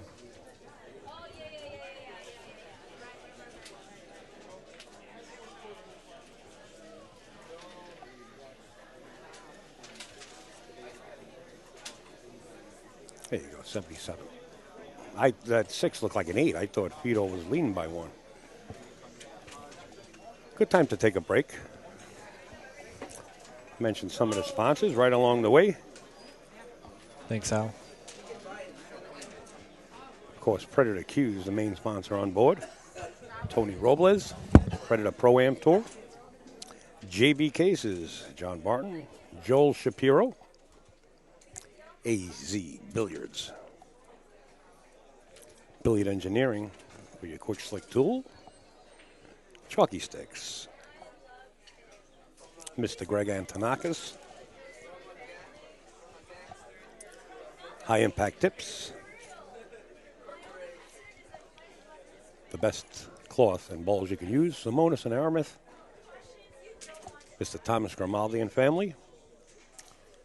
Light-systems.com. And Kamui. And we are back. All right, guys, Gorst is ready to break here.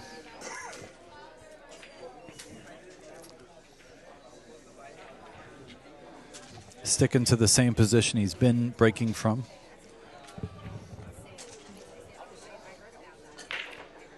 There goes the 6 went straight in. 7 hit the point. He needs a little love from the 9 to get position on the 1. And looks like he has the 1 in the side. It's right on that cusp of where you play it in the corner instead of the side, but I think he'll play it in the side since we are playing standard pockets. He could also go for the corner, though. I wouldn't be surprised. I'll tell you what, this looks like a road map once he gets past the 2 and gets on the 3. Look, 4 goes in the side pocket. Wow, this is looking pretty good as from my perspective. This is basically key to shot. Yeah, 1 pocket to the 1. You got a lot of life in this rack. Yeah.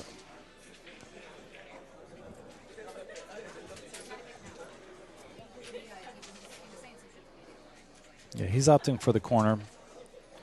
Anytime the object ball is inside of the second diamond to the side pocket, Generally speaking, we like to play it in the corner instead of the side, just because if you hit the rail like he did, it still goes in. So he hit that a little off, but was able to still get the ball to go in the hole because he chose the right pocket.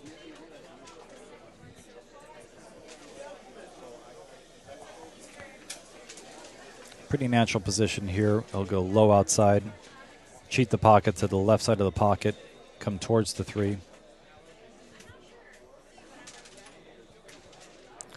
And like Al said, he'll play the 4 on the side. He'll probably play the 5 short side position up table. Yeah, I think that's feasible. I think that's better for him. Why contend with that 7 ball? Just drift over for the 5 in the corner. After pocketing the 4.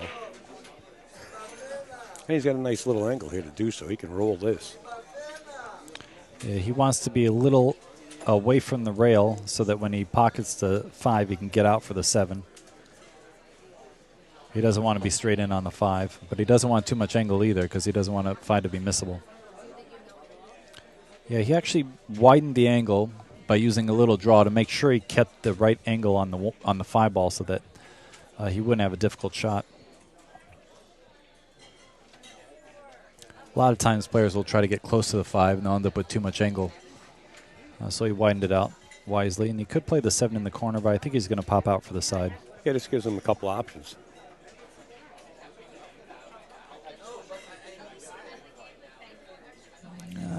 He's a bit at the 50-yard line. I think the 50-yard line is pretty good for players of this caliber.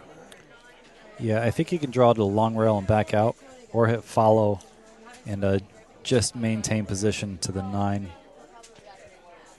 Yeah, he's all right there. A little steeper than he would like. Hit it a little firm, but still makeable. Yeah, the position on the 7 was a little funny, you know. So this is a good position on the 9. He'll use outside English, I would think, and just come to the left side of the table. Make the pocket a little bigger using outside. A little helping English, as our friends used to say. It looks like he's just going straight top, so he's not using outside. He does this a lot. Careful here. Wow. That was a phenomenal error.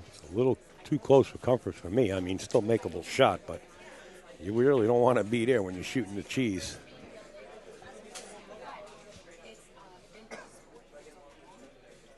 He's going to shoot at this ball. There's a upper left corner scratch he's got to fade. He's going to try to come short, so he'll try to hit the first diamond where he's standing. And if he drags it long, he's got to watch out for the side pocket too. Yeah, he's got to shorten this up.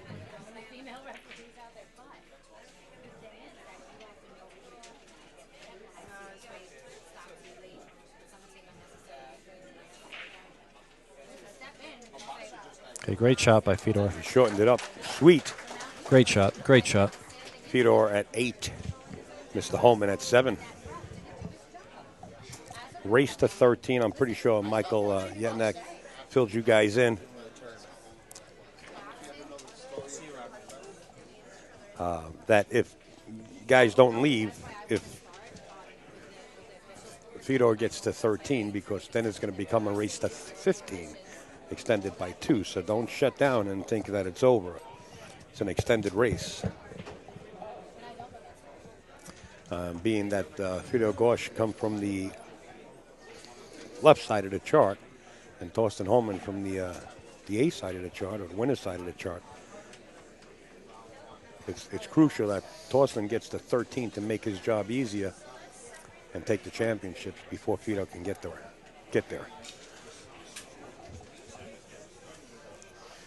Let's watch Thorsten's break. He's been breaking phenomenal, hasn't he? Sure has. Yeah. He struggled at the beginning, which is why Gorst got such a strong lead, but then he's locked it in.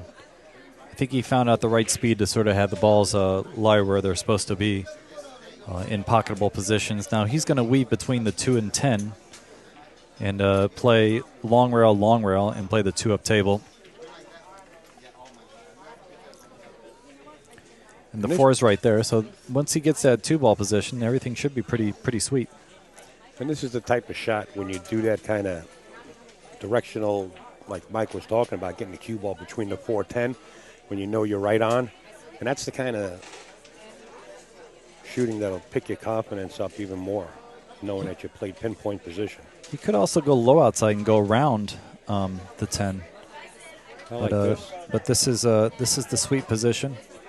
He got a little thin, so he'll be playing the 4 on the side. He's going to play the 2 in the corner, I believe, still, and he'll just pocket the 2 and the 4 on the side's a foregone conclusion. All attention on the 2 ball down the rail.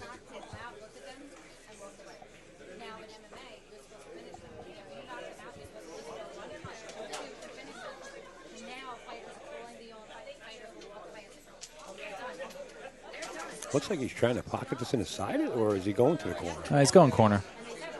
He sure did.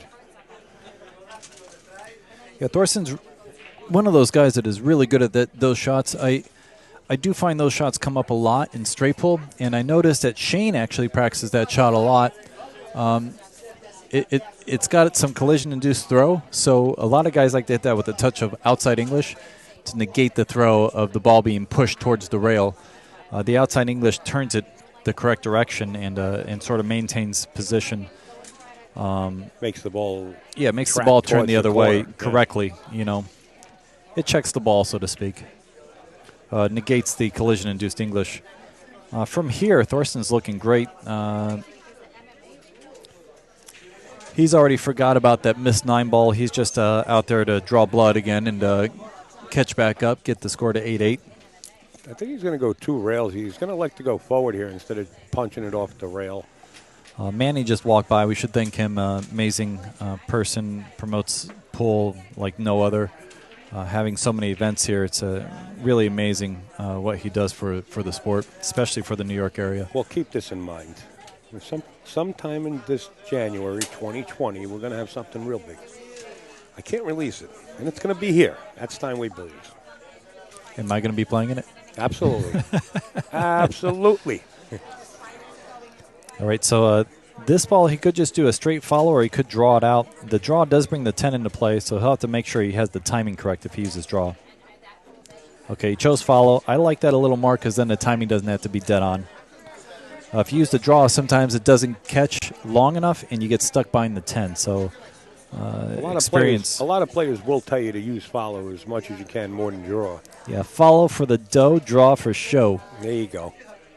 And that's the reality of it all.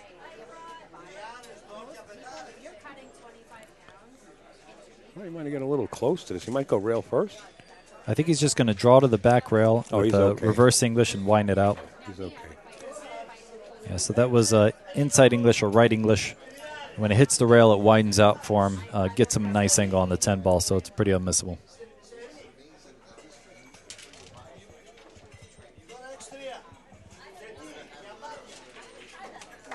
Pop. You can hear the back of the pocket. That's Well, when you know it didn't roll off. 88. Moving along very nicely here. Folks, just want to remind you, Saturday and Sunday, there's an 8-ball tournament singles here, courtesy of Dr. Michael Fedak. Adding $15,000 to the tournament. That's Saturday and Sunday, and 24 of these pros, along with open players, already filled the field. And that's going to be a free live stream. We're going to keep you up to date with that across social media. I'll probably start putting it out there tomorrow, spreading the news. That'll be free. So if you can come by and you want to attend that one as a spectator or rub elbows with everybody here, yeah, we got to talk Tony into having a straight pull event. He has an 8-ball, a 10-ball. Well, I mentioned that to him numerous times. He's got a lot on his plate right now. Priorities. He could use a little bit more. Yeah, priorities, you're right. Is he a pool player or a family man? There you go. Tony's an amazing person. We'll just leave it at that. Does all he can. Well, let's see what Fedor's faced with here. He's faced with beauty. There's a perfect position on the 1, natural position to the 2 and the 3 and the 4 and the 5. Really, this is a connect the dot out. This is a good time to mention Aramith Balls, Steinway Billiards. We're live here at Steinway in New York City, Astoria, Queens. Simona's Cloth, Predator, the main sponsor of this event. Predator cues, that is. We are also sponsored by Chalky Sticks, Light Systems, Kamui products, Kamui chalk and tips, great product. High impact tips. JP cases, high impact tips. Yep. Grimaldi's. Yes. And Michael Yatnik. Yatnik out of Amsterdam Billiards, giving lessons, and one of the house pros there. Actually a representative and sponsored by Kamui and Jacoby. Is that right? Yes, sir. Yes, sir. Both have taken care of me nicely. Predator also helps me out with some equipment. I do use the Revo shaft and the Jacoby Black shaft, both carbon fiber shafts. When Predator comes out with a product, everybody wants to have the same sort of thing. So you see a lot of respect from other cue makers trying to understand how it works and make the same kind of beautiful stuff. So kudos I like for the when 314, etc. cue makers get together and they sponsor the same events. You know, I really do. It's a marketing thing, and it's a good thing when pool helps pool. You know, I know Amsterdam Billiards and Steinway are two pool halls, but Amsterdam supports Manny's events here sometimes when he has like the American 14-1 stuff. Yep. Greg Hunt puts in, so it's pretty awesome that there's not this sort of division of different companies. Right. Yeah, it's a pleasure to be here. It's a pleasure to work here with Al and all he does for pool as well. Steinway and Tony. Bag of wind. Don't listen to him. All right, here we go. Came a little short there. Would have liked to have been straight, so he's just going to have to go to the rail and come back out. What an impressive showing by Fedor. What an impressive showing by Victor. Everybody that's played in this event, just unbelievable. We got to give all the players kudos. Yeah, the players that showed up here, you know, a lot of people have jobs, and it's difficult to get out to play during the week. And for all these players to come out, 44 players or 46? Yeah, something, 45, 44, 46. That's a strong showing for a weekday event. Pro caliber, but, you know, a lot of people have jobs, and they can't take off work. So that's why we're missing a couple players, but glad to have those that could make the sacrifice to come here. And here we go. Looks like it's going to be the seesaw match as it has been from the beginning. It looks like Fedor is going to put another one on. He does. It's 9-8. I'm going to quickly thank some of the players that have been helping me recently. Del Sim, Mitch Ellerman. Who's that, Del Sim? Del Sim, the Highlander? Oh, the Highlander. Del Sim. Del Sim has been doing a lot of sessions with me. Zion's V has been doing a lot of sessions with me. Sean Morgan has been working with me, and we've all been practicing together. He must be working because I missed him here. He's running the league while John's running the Master of Ceremonies here. So Sean took over for John Lehman. Thanks to John for all he does with pool in general, matchroom, and etc. Amazing guy, does a lot for pool. Have to thank Alex Paguline and Johan. Both of those guys have also been very helpful to me in my recent progress. So just a quick shout out to you guys. Danny Baruti, of course. Jim Gautier. Stu Matana, who's here, also helped me with my game in the past. You just ruined the whole pack by mentioning Danny Baruti. Everybody loves Danny. Even Steve Lipsky, another one I get to practice with pretty regularly. Yeah, I seen him. I seen him on the stream last week or so. He's killing straight pool. He really is. I wish he was more available. Another working man. Plays amazing pool. Nothing. Wow. Nothing but tears. Sadness. Fedor is going to get another game unless he makes a mistake here. Now the 1 to the 2, Al, quite demanding to be honest. I think he can weave around the 6 ball, 2 rails, and get out to the center of the table. If he can manage that. It looks natural, but that 6 ball is pretty big. He's got to be careful. 6 ball's living large. So he's got to weave around that. If he can get around that and play proper speed, he should be out. But the 1 to the 2 is the key here. It's pretty close. He's pretty close to this 1 ball. You might see him drag this to the left long rail and back out. How is he stroking this? It looks like he's using top. He is going around. He's trying to shorten it up between the 6 and 7 and come back. Yeah, he hit it great. What a strong shot there. Able to negotiate all that. Got in the correct side of the 2 to get position on the 3. It's nice when it works that way. It's makes your job a little bit easier when you fall on the lower part of the ball where you're supposed to be. right. He's putting on a clinic here of quality pool. You know, both Thorsten and Gorst have just been playing exceptionally well. Beautiful match we're watching here. I'm glad it's been so exciting. We had a nice little 5-game lead to start out, and Thorsten came back like a beast, just all focus. Had a little lapse there on the 9 ball, and now Gorst has taken 2 games and trying to punish him for that mistake, and then he came up dry. So got a little funny here on the 3. He's going to have to go to the short rail and back out, I believe. I might go ahead and play position for the side here. I don't like to play for the side, but if he uses a little bit of inside English, you can hit the short rail, long rail, and go towards the 4 on the side. I do believe the 5 passes the 10. Well, you know, if he overruns it and uses a lot of that inside English, he might be able to shoot the 4 in the bottom right-hand corner, too. The baby in this shot here, I've got to be real careful. I like outside if he does that. You know, outside was the right play because he had 3 pockets to play for. He mishit that and he got good. Yeah. I was looking at the left side pocket. I was blindfolded there. I was little as well, but I do believe he can play this in the side and get around the 9 and not be in trouble. He could also hit the 9 and play the 5 in the side.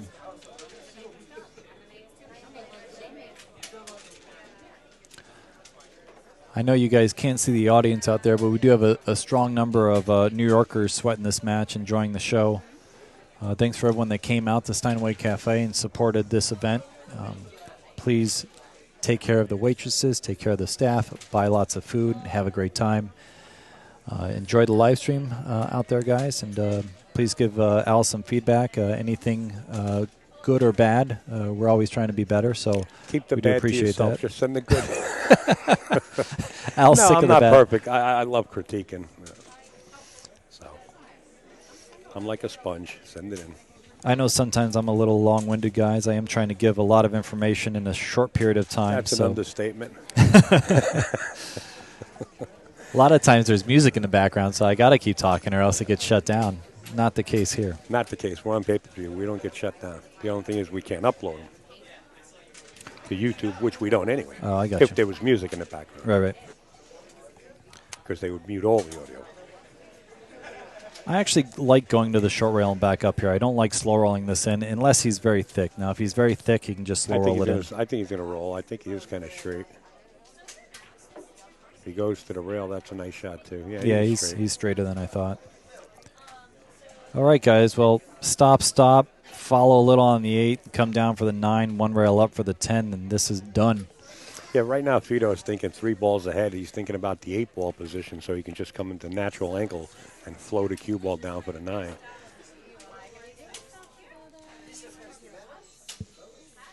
And it looks like we might be going to 15 pretty soon. The way Fedor is just taking control here, it's 9-8, and he's going to go up by 2 now. He's getting pretty close, and it is an alternate break format. And he's been breaking and running, or at least when he's got his shot, he's been running out. Just shooting perfect pool. I'd like to see it go hill to 13, and then push it to 15. That's just me, though. Of course, yeah. That's just me. Masochists. Yes. Glutton for punishment. No, but I enjoy it, really. I don't enjoy getting whacked around. No, the more pool we can watch, the better. Yeah. I don't think Al would be doing this if he didn't love pool, and I know I wouldn't be because I said it a bunch of times. It's a pleasure to play, pleasure to watch. When I stop enjoying it, that's when I'll stop. All right, into the corner pocket to go up 10-8.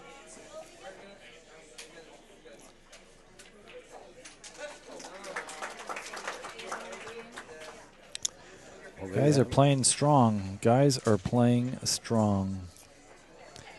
I know we mentioned this before, but coming up soon is the New York City 8-Ball Championship. That'll be free on Al's I think streaming. we're going to do it on the NYC Pool Championships Facebook page. I'll update everybody. I'm sure Tony and Gail and everybody will. I kind of like using that page, get the population knowing the NYC Pool Championships page. I hear what you're saying there. We also have the American 14-1 coming up. That'll be down in Virginia out of Q Masters. Yeah, right before the Pat's event, the International Open, and then following Pat's event, you have the challenge match between SVB and Dennis Urquio. That'll be a high-stakes gambling match for us voyeurs. We'll be able to watch and exhibit and see an exhibition of great pool by both players. I'm excited to see that myself. Watch the 5 ball here. 1 ball towards the right-hand corner up above. 4 and the 5 in the sides, guys. 5 in the right side, 4 on the left side. Came short last time. Okay, the 5 got kicked by the 2 ball, and that could be costly. Well, could be fortunate. very costly. Mr. Lehman on premises. From here, it doesn't appear that Thorsten Hohmann has the whole 1 ball. Whether he has enough of it to bank it and use the 7, I'm not sure. That's pretty risky. Yeah, if he uses the 7, he's not going to have shape on the 2. He's going to be out of line on the 2. Does he bank to a safety? I mean, you gotta weigh the options out. Is there any safety immediately you can play? Can we see if he's able to hit the left side of the 1? Is there a camera that gives us that view? Well, the one we have over there. Yeah, I can't tell if he can see see the left part side. of it. He can see part of it. You know, I think this is a push option where you tie something up.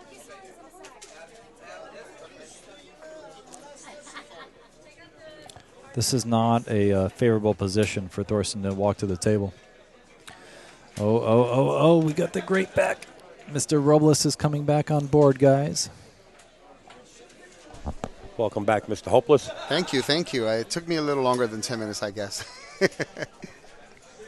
I was catching up with Carrie, who's going to do that charity event.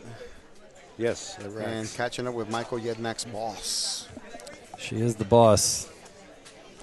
Don't let so anybody. It's 10-8 here, Fedor, right? Yeah. I don't know. What do you do here, Tony? I'm trying to figure out a way that Thorsten stays alive He's got here. a piece of it, Tone. Oh, he can only see a piece of it? Yeah, I think he can only see the right side of it. If he can see the left side, he's got a safe behind the 3-4, but he did bank out.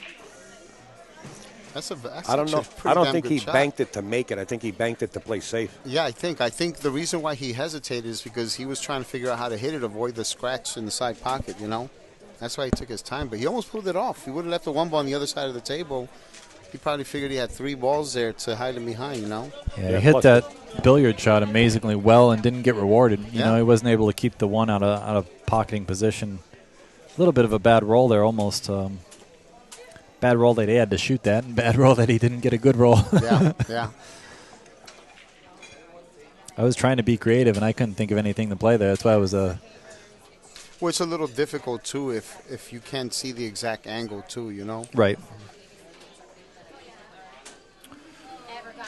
Fedor looks very good here. He would have liked to have gotten a little further over on the 2, but I think he can miss the 6 and take the 3 up table pretty easily. But do you think he can get past that ball on the left side, top left side? Do you think he's going to go, in front of it and go 2 rails and stop near the spot, like before the spot, the head spot?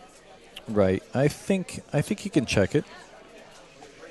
See, again, this is what I mean by the angle. You can't tell if he has a full enough hit to, kill it with inside. I think he's coming down to the 3 ball and playing the 3-4 combination is what he's going to do instead of but if he's going to do that, is he going to go in front of the 7 or past it? Yeah, he's going past it. There So he had that angle. That's perfect. He did it great. His speed control is so great, this kid. You could tell he worked very hard on his speed control. Yeah, why don't you talk to the enviers on different ways to work on the speed control, Tony, because I've been fortunate to be working on that myself, but I'd be curious to hear what you've learned regarding speed control besides the contact of the object ball. What do you do to work on the speed? No, I think it's just a matter of doing, drills or shots that, you feel uncomfortable with in order to, like, there's certain shots that I can show you all day long that every time you tell me shoot the shot and get the cue ball exactly here, no, I can't do that every time. You're right. I can do it sometime. You give it to these guys, they do it every time. And that's because they took the time to really shoot the shot until they owned it, basically. He got a little long on this, but he's good. He's going to check this with a little bit of outside, go to the short rail, and come back up for the 5.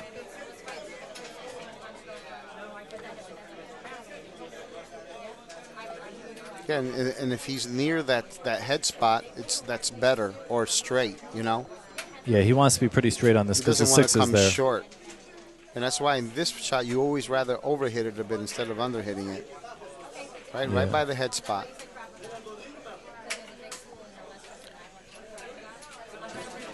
I'm going to have to work with him on that one. He didn't leave it on the head spot, but it's okay. A couple inches away. Bad player. Uh-oh. Yeah, this is not what he wanted. Nah, He can cheat it because these pockets are normal size, so he'll be able to hit this with top outside and come across. But if he were playing on diamonds, he'd be in a bit of trouble here.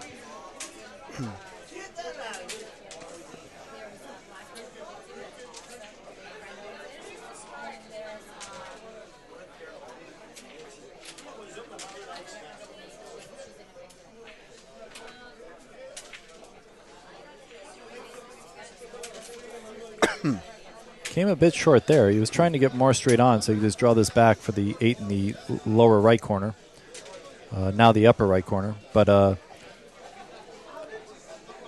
think he could Z back and forth on this shot and come across 2 long rails. Well, actually 3 long rails, but no, I go 2 and I don't hit the 3rd rail. I like hitting the 3rd rail because I like the fact that I'm taking away the possibility of freezing to the rail if I happen to overhit it, you know. But that's just my preference, you know. Right. But again, these guys have worked so hard on the speed control. Watch, I would be surprised if he doesn't get really close to the 8 ball here, because he's been doing it the entire tournament. Yeah, he wants to be straight in on the 8.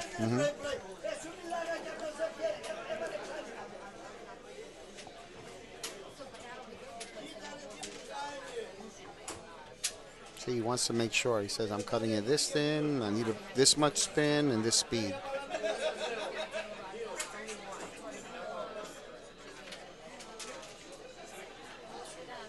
Yeah, he's not going to hit the Nope, he's not. 3rd rail. And I noticed that Shane doesn't like to do that either. He always goes Yeah. 2 rails, doesn't hit the 3rd rail either. Yeah. But that's what happens when you have complete mastery of the cue ball, you know? See, me, I feel more comfortable hitting the 3rd rail because I don't have that control. Right. For that particular shot. Now on this, you use low outside. You check it below or above the 10. You make sure the 10 doesn't come into play. If the 10's coming into play, you have to change your stroke. But I think he's just using low right here. He's going to play in the same pocket, right? Yeah. Oh, side pocket. Yeah, play at the side. So I guess he had more angle. Okay. Yeah. He's got a stop shot here in perfect shape on the 10. This rack should be 11-8 in favor of Fedor Gorst after these 2 shots. Playing strong. Tony, I know you talked about the New York City 8-ball championship. You talked about the International Open and other events coming up. Do we have any future in straight pull through the Tony Robles Predator Tour? No, I'm laughing. I'm laughing because Wait we a minute, have let me think about this. No, because it's just we have it's so 8-ball, much, we it's have so 10-ball, much. we have 9-ball. I'm saying to myself, man, we just got done with the Steinway Classic. We're doing the NYC Championships this weekend, and then the following weekend we'll be back at Steinway for another Predator I'm sure Tour we stop. can squeeze it in between somewhere. You know, so it's like if someone asked me, "Are you moving in for the week at Steinway?" You know, it's like for the Classic and for the NYC Championships. But I am so looking forward to the NYC Championships. I mean, man, Dr. Michael Fidak, what he's done for us, man. I can't speak of any words that can really say how grateful I am. Michael has been a strong supporter in pool generally in the New York City area for some time now, helping with the World 14-1 when it started, moving on to helping Tony with the 8-ball stuff. And, Tony's a good resource with Michael, and it's just an amazing thing that they're doing together. Really happy to see that going on. Michael and Marilyn Fidak, they've supported us from day one, and little by little he started out adding 2,000, then 3,000, then 5,000, and then 8,000, then 15,000. And next year we're gonna do it on Columbus Day weekend because we're gonna make it a 3-day event because we have a 70-player waiting list for this tournament. It's sold out in 2 weeks, Al. I know. 2 weeks. Well, we were promoting it. And Next year it's going to be 20,000 added. You. Folks, that if you're listening Take it easy. Take it easy. Next I got news for you. You just sold out. Next year it's going to be next year. I think we'll sell out in a week. Like, can we do next year in like 5 months? Yeah. No, we have to let the current APO championship enjoy their year being champion. I've always found it kind of funny. I don't when mind they have being a champion for 6 months, man. Yeah, believe me, I don't either. Every time I get a little out of line and someone gets a little out of line when they're playing position, I look at them and I say, I'll take that for the U.S. Open or the World Championship. You know? Right. Well, there's a crucial game here because if he wins this, he's one rack away from extending the race to 15 games. You know, I want to thank the viewership, the outpour of viewership for the pay-per-view. It's going to go a long way. We have something in the making for January. I don't want to release it yet, but we have something in the making. And these two gentlemen in the booth will be involved. And we'll release it, I don't know, maybe Mañana? next month. Maybe next month. That's fun. We're going to have to figure out the dates and make sure they don't collide with anything going on. He's got natural position here. Just follow off the rail towards the short rail. He wants to get angle on the 4 so he can come back up for the 5 ball, so he doesn't want to be straight on the 4.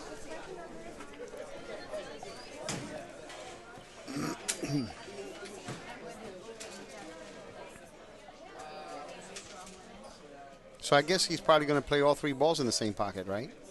I would think. I think he can get. Ooh. Well, I don't think he wants Exactly what I said he didn't want. He got pretty straight now. All right, he's got a little relief. He can get above it. He's okay because, like you said before, he's got standard pockets, so he can cheat this a little and get above the 5 pretty easily. He definitely has some wiggle room there. Yeah, he's going to use top outside here. A little more outside, more of a stun follow instead of a pure follow, and come out to the middle of the table. He'll enjoy the 5 in the same pocket. And I will enjoy getting a good night's sleep. No, you won't. We're going to 15, right? What's that? We'll be going to 15. Yeah. No, I'm saying tonight when I get home. No rest for you, Tony. It's been a strenuous day. You got to start working on the 14.1. What 14.1? The big tournament that you're putting together. You're putting together. Yeah. I'm trying. Believe me, I'm trying. I want to get that. I'm sure one. you can do it. Well, it's kind of tough, you know. No, it's not that. I would have to come up with 50,000 in order to turn it into an official WPA World Champion. You hear that? You heard it here. Tony's looking for 50 grand. Just PayPal Upstate Al. PayPal Upstate Al. Yeah, you can PayPal Michael Yetnak too. Boy, that and would you can be nice. PayPal me at TonyHopeless. That would be nice. .com. That would be really nice. Yeah, it would. Now, with what you're doing with pool, I'm sure there's people that want to support pool in the city, and especially straight pool. I know there's some very strong straight pool fans. But back to this game, we got he's going to go to the long rail, probably stay semi near the long rail, or he can try to get straight and just follow up for the 8. Either one works. He played the side pocket there. Now, I'm a little surprised because he had natural position to the corner, but he got perfect on it, so personal preference, I assume. Yeah. I always say there's so many different shots options that obviously players prefer one over the other. Get to see his nice stroke there. You see that he pretty much releases his tension in his right hand as he's stroking the ball.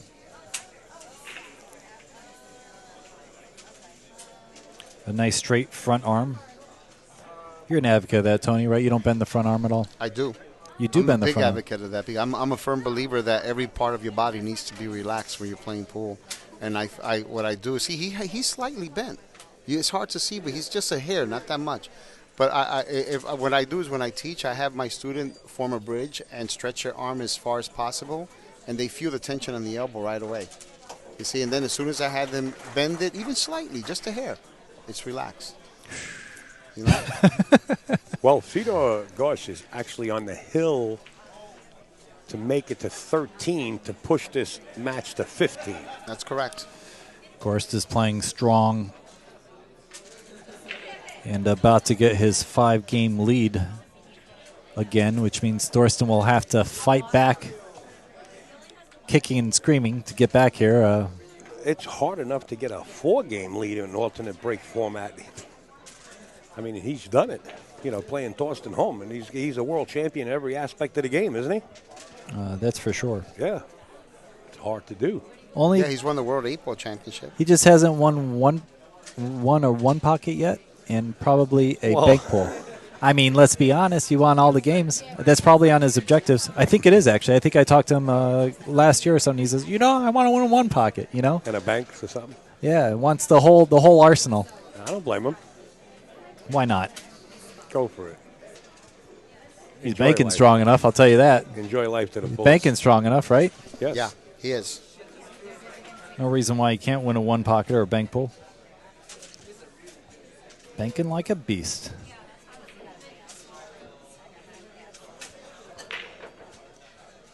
Uh-oh. There's a change in the weather now. Scratchy in the side. And look at the 6-1 knot up. And the 2, 8, and 10. Let's take a better look at that as soon as John Lehman gets out. Isn't that how it is? Is this a good time to take a break? Maybe Thorsten will take a break here? I don't know. Wouldn't you just play safe here and then nudge the 6 out of there and leave the cue ball behind them? Or is that the 6? Yeah, that's the 6. That's what I would do here. Send the one ball like 2 rails in between the 8, the 10. Make it more difficult for them I like that. to kick at it while nudging the 6 out just enough. Exactly what he's I would go a little deeper, though, on this. Me too. On this kick, right? I would definitely kick towards the 10. Or more towards the 8. He looks like he's kicking more towards the 2. He didn't get. He kind of ruined he didn't get the 10 out. But the 6 out. Yeah. No, but not just that. Like, if that were the case, I would have tried to freeze a cue ball. If he was going to hit like that, maybe he didn't have the angle he was hoping to have. Yeah, ball in hand. He obviously didn't have. Yeah, well, that's true. But I'm saying that the one might have been out too far. You understand what I'm saying? Yeah, I got you. Because Pat Fleming's joke. Yeah, no, but you know what I'm saying. The one might have been out too far. I understand exactly. If that were the case, if like let's say the 6 ball did go in the opposite corner, right? He made a mistake by moving it there. Right, because he tightened it up. Yeah, because now he tied it up completely. So either break them up, nudge them apart a little bit more, or just leave them where they were. Or hit it a little lower so the cue ball goes behind the 9 and not touch the 6. The other error he made was he put the one ball by a rail. You want the one ball in the middle. Face because you could tell he didn't want that there because it makes it so much easier to hit. Yeah, it's an easier kick. He's got a Mercedes. There's no easy hit here. Yeah, it's not a hanger. Like a joke, Mike. But it's a pretty big ball here. Yeah, honestly. Being that close to the rail, but you got to get it to spin. It was a pretty big ball. I would say that's a pretty big error. He's looking to see if the 9-6 combo is dead on. All straight pool players do that. That's the first thing we look for, right? Yeah, can you throw it in? Except it's the wrong way around. The 9 is on the outside, so he could use the 5 maybe to. Yeah, he's got do the that. 5 right up there. Yeah. Other problem with getting the 1 on the rail, if the 1 is more by the 10, 5, and 2, if he didn't like it, he could kick it over there now and play it safe again. But now since he's got it by a rail, it's much more difficult to execute that shot and freeze him on the 2 or the 8 or the 10. Yeah. Whenever you're playing safety, you really want to put it by other balls, especially if you're trying to get a 3-foul situation. That's correct. Because then you have easy safeties with a ball in hand situation. Now Thorsten sees something, so he's planning on attacking this 6 ball. Well, I mean, listen, if he can get good enough on the 5 ball, which obviously he can, he might have an angle where he has to hit the right side of the 9 with the 5 ball slow enough to throw the 6 into the corner and have the 5 stop in front of the pocket or near the pocket. Yeah, you know what's good about this is if he does hit the 9 into the 6 off the 5 and the 5 happens to go in, he'll have the 7 in the side. So there is some insurance too built in. So it's not a crazy shot. He's not local. He could also get the angle, Tony, where he stays slightly above the 5, and he goes 1 rail and he knocks the 9 out and has shape on the 6. Little dangerous. Or go up to the top rail and just shoot a stop shot on the 6, right? Yeah, play position for a safety. I have a feeling he's going to try to go for that combo. Yep. Yeah, he's Go playing for the combo and then So play stop the 5 shot. in the same side. In the same pocket as a 6. Oh, you think so? So he's going to draw it. He might just stop the cue ball there. You know, if he this is assuming he's throwing the 9 by hitting the 5. I mean the 9 So on you're the saying right hit side. the top. I got you. He just has to make sure he doesn't hit it too thin because he doesn't want to lose a 5. Right. Because the 9 is going to go away from the 6. You see, look, like I said, if he hits it too hard, he's going to lose a 5. You see? Right. If he hit it a little softer than that, the 5 wouldn't have bounced off the cushion. So Or even a little thicker. yeah, Yeah, he would have slowed down the 5 by hitting a thicker hit. I'm going to have to work with him later on that. Yeah, can you work with Fedor on this bright green towel drying hand thing he's got going on here? Watch when Toasty moves. Check out this this towel. Oh wow, the neon green.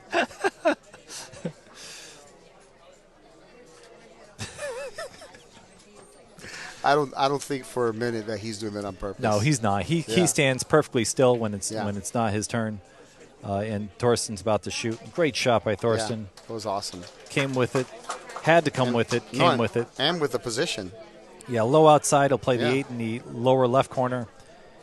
And I look for Thorsten to get out this rack after that incredible shot. Starting with the combination throw shot in the 6th, followed by the great 5-ball cut shot position on the 7. Should be getting one rack closer, and it'll be his break, which means a 2-game swing, which is always typical in these scenarios. So 10 to 12, if I have faith in Thorsten breaking a run in the next rack, which I do. How long have you known Toasty? I met Thorsten right after he won the World Championship in 2003. Okay. That's when I met him. I went to a major tournament. It might have been the World Championships in Cardiff, Wales. And we became friends right away, especially when I told him that straight pool is my favorite game. That's my favorite game. And he wouldn't leave me alone unless we practiced straight pool. He wanted to practice straight pool. And we became close after that. Yeah, nice strong out by Thorsten. And Fedor probably a little disappointed in himself not to hit that one ball. Yep. You know.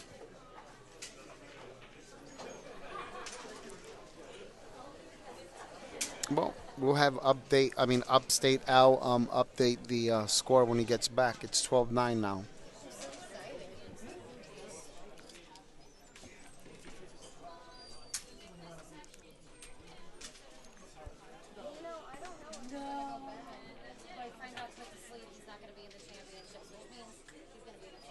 All right, Michael updated it. Thank you.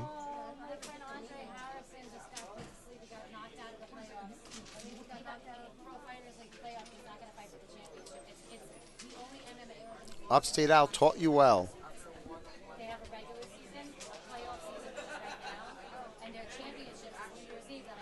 Alrighty, guys, back in action here with Toasty changing sides on the break here. Mm-hmm. Now that's a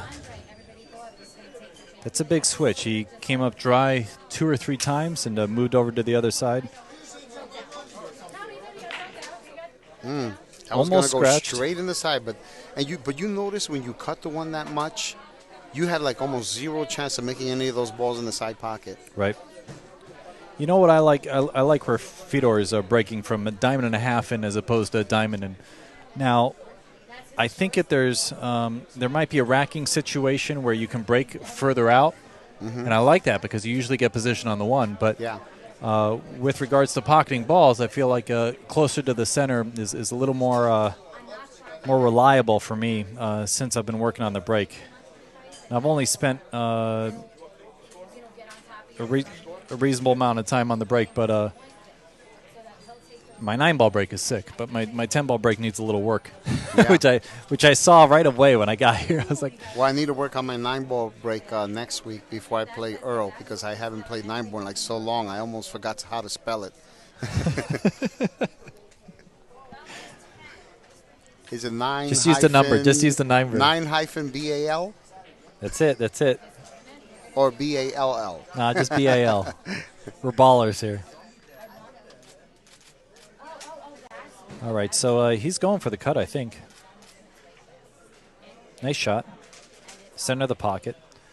Now he's going to play position for a safety on the 3 or a carom on the 8. I like the carom on the 8. So he's going to try to get a thin angle on the 3 so he can glance off the 3 and play position or play the 8 in the side pocket. I mean, the other option that he has here is leave the cue ball slightly higher than where it's at now and bank the 3 cross side and go 3 rails to play the 4 in the corner, assuming it goes. You know, because I know he banks really well.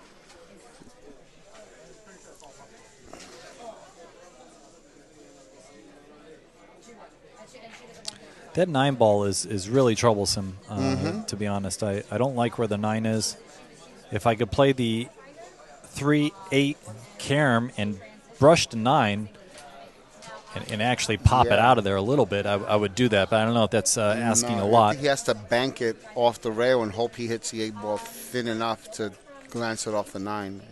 It's too touchy of a shot. He might just even decide to just nudge it a bit. I'm not sure.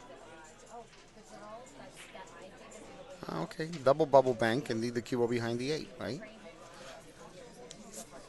Unless he's going to do it now, carom. No, he's playing the carom on the 8. Yeah.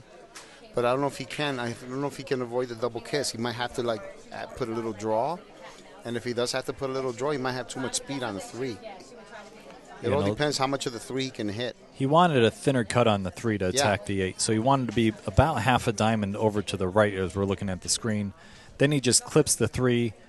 The 3 comes out half a diamond. He pockets the 8, and then he plays the 3 up in the upper left or upper right corner. Now he's got to fade where the 3 goes because he has it at thicker. And he really needs to get a window between the 4 and the 6 for the 3 in the opposite corner. So this is a real tricky shot. And you hit it good.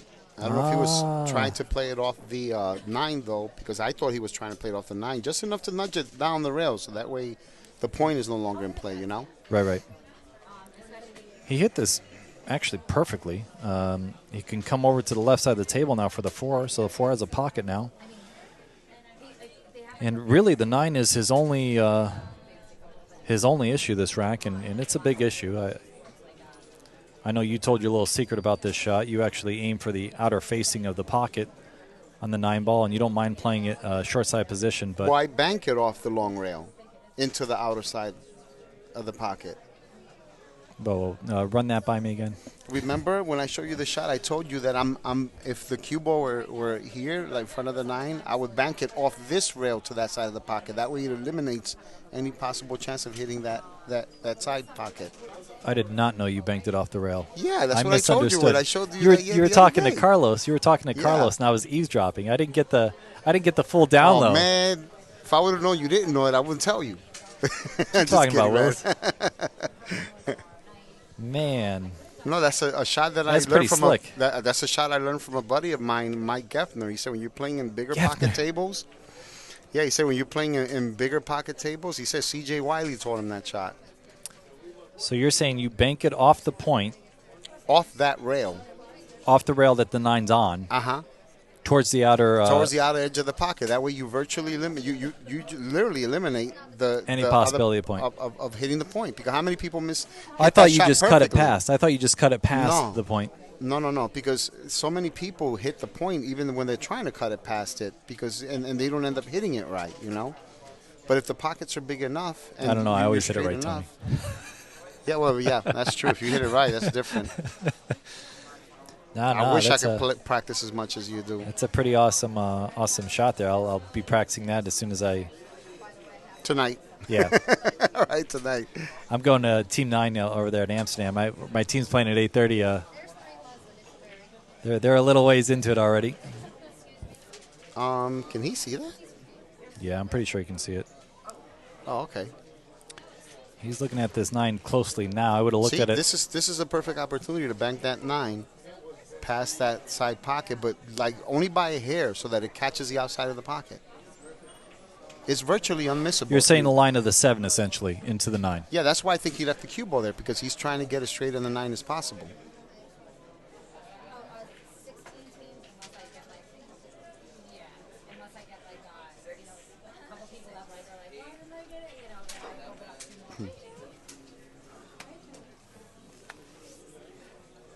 We got little Joe behind us.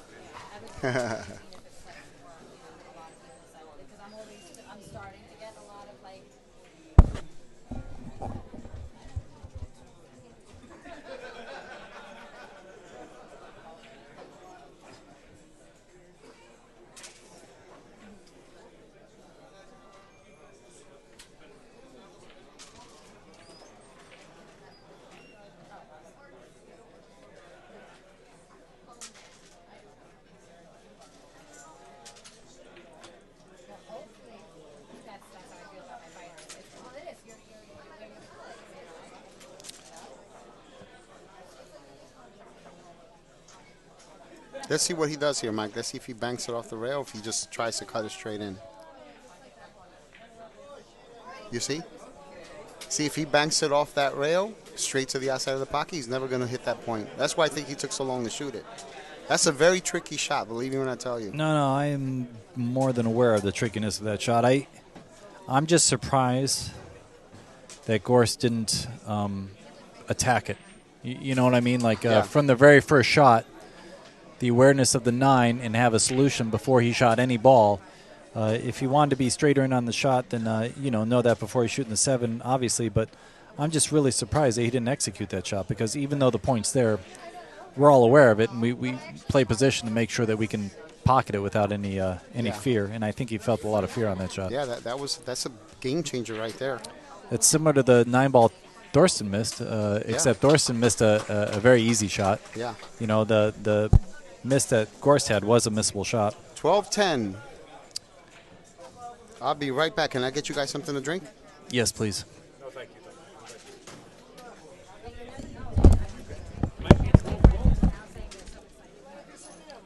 Can I get a...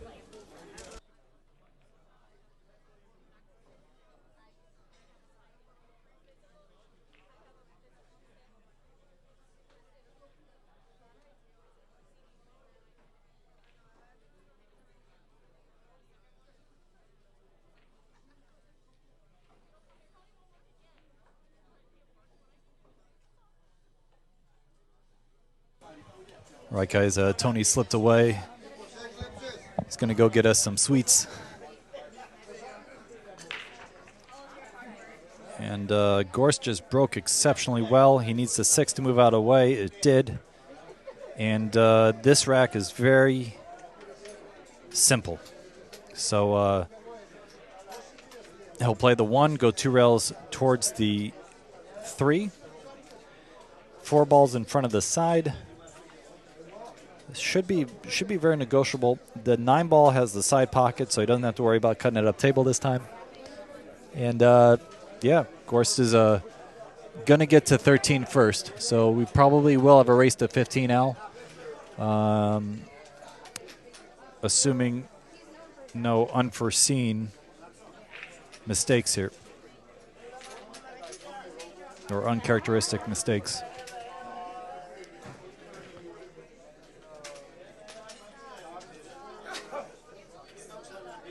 This is a stun follow. He wants to come off the second rail, but a little wide.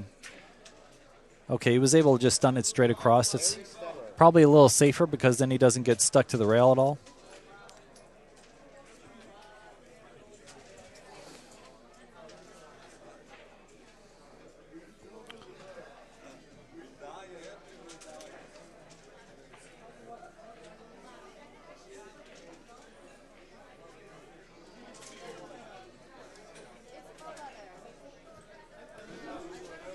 All right, I am back.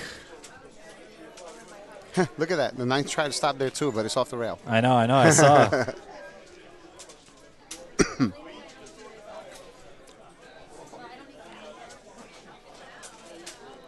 I'm pretty sure Thorsten, more than anything, would love to have had this go 12-12. Yeah. He's not a quitter, though. He's going to fight. Oh, yeah. Oh, yeah. He's going to fight. Well, even if the 9 was a problem, he could hit the 4 off the 9 if he wanted, move it down. Yeah. I wouldn't do that because it's a huge ball right now on the side. But unless he can't get position to the 7, unless he does, then I would do it. Yeah, that's what I like to call the make your life easier shot. But I only do it if the 7 is in front of the pocket, you know? Right. See, he's playing it off the 9, but the 9 is a huge pocket from here. It looks like you can't miss it in the side. Yeah. Well, I think he might just draw it maybe one rail, hit the long rail, the left one, and go past that line, the head string. Yeah, no, I'm talking about the 9 ball. I wouldn't play the 4 off the 9. I'd play it clean. Right. Leave the 9. I like the 9 where it is. I don't know. Does he have an angle? Do you think that's why he's shooting it that way? Or you think he just doesn't? I think he's he thinking just about the 9 wants to ball get the 9 out, yeah. From the previous rack. Wow, look at that. That is huge. He didn't even get position on the 7. That was a horrific error, and I'm sure he's disgruntled. Yeah. That's not his play. He made a mental error there. That's not an execution error. I think that's a mental error. Yeah. I think he was just a little caught up on the previous 9 and made that decision based on that. And he'll collect himself. He's a great player. He's rubbing his head, waking himself up a little bit. Yeah. He knows he made a mistake there. He's yawning a little. He might be a little exhausted. He should probably get a soda or something to wake up, or maybe a coffee. Doesn't want the jitters, but maybe get something to get a little caffeine and get his brain, get some sugar. How would you shoot this, Mike? Will you try to hit it super thin and go around, or will you try to hit it with inside spin? Yep, he tried the super thin. I'm surprised he went that route. Only because it's a new cloth. That's a much easier shot if you're playing on an older cloth, because the ball won't slide. Because the problem with shooting it that way is if you hit it even just a hair too thick, it's going to slide once it comes off the 4. Right.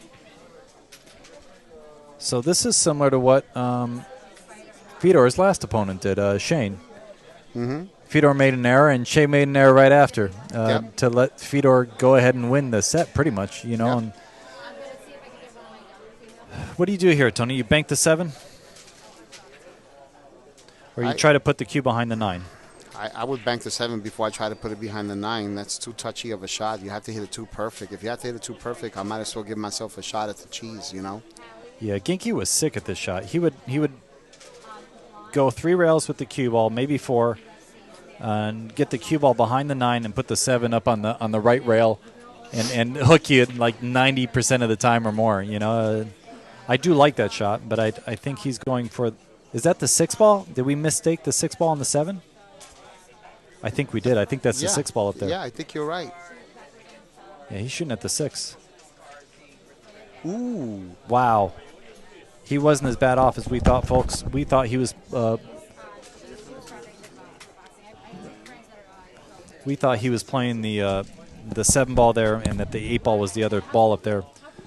That's pretty strong shot from Tony. Sorry, from Thorsten.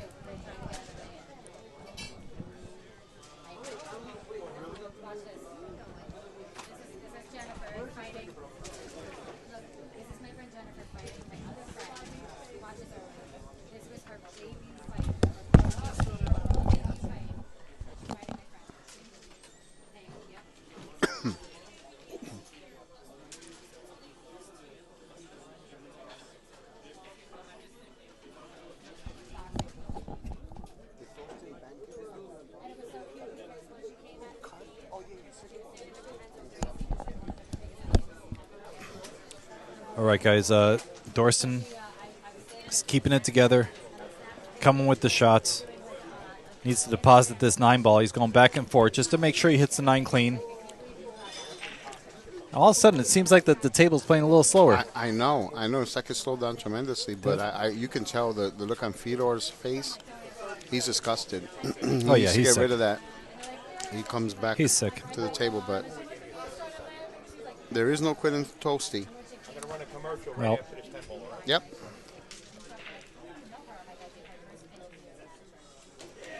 $12-11. and Fedor is taking a break down.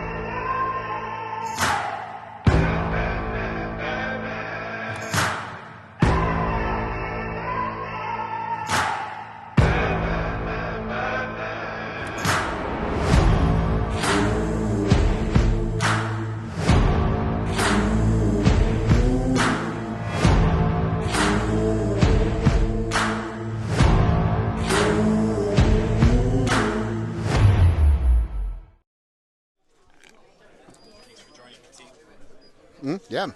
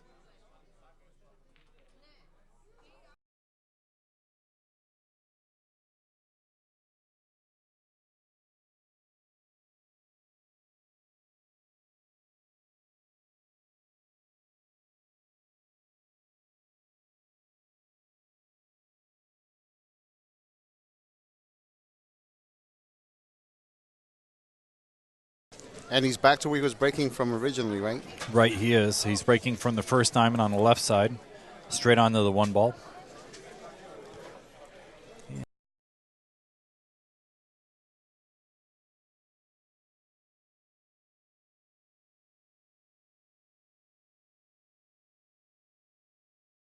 Yeah, sure. Blame it on the ref. And that's one thing I got that pet peeve over using templates because of that rock. Yeah, that template is actually a bit thicker than some of the other templates, so there's a little more movement. But big shout out to Chris Renfro, though. He is supplying the racks, AccuRack.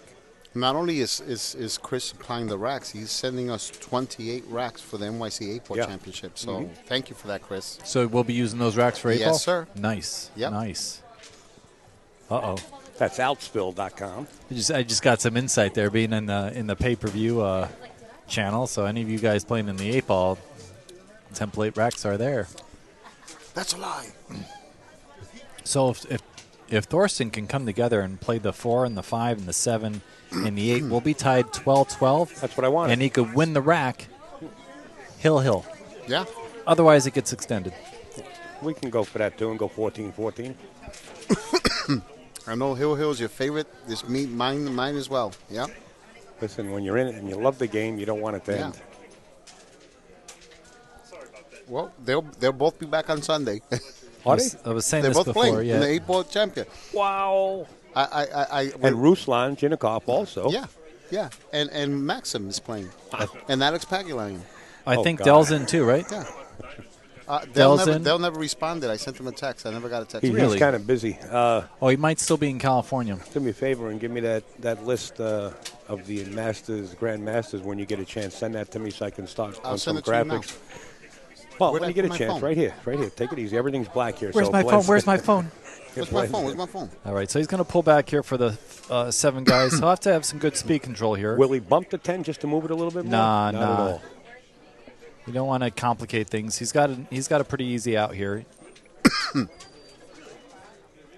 He'll come straight down towards the spot, the foot spot. So he's going to put a little bit of right English to check this out a little bit to the right.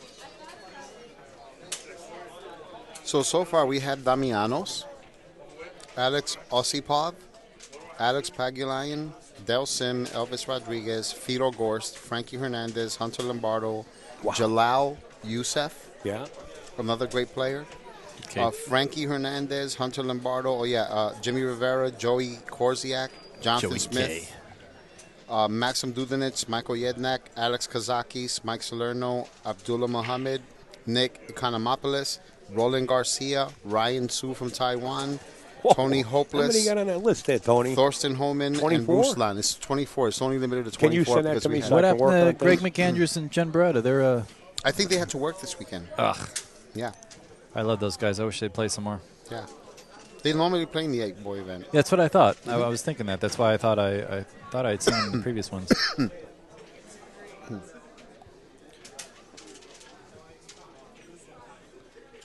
Did you say Alaska? Is Sean Morgan on that? No. What's that? Is Sean Morgan on that? No. No, he bowed out. What do we have here, guys? He'll go into the Hill. 13. Hill. How strong is that? Call So it like Fedor, you see it. Fedor has to break and run here.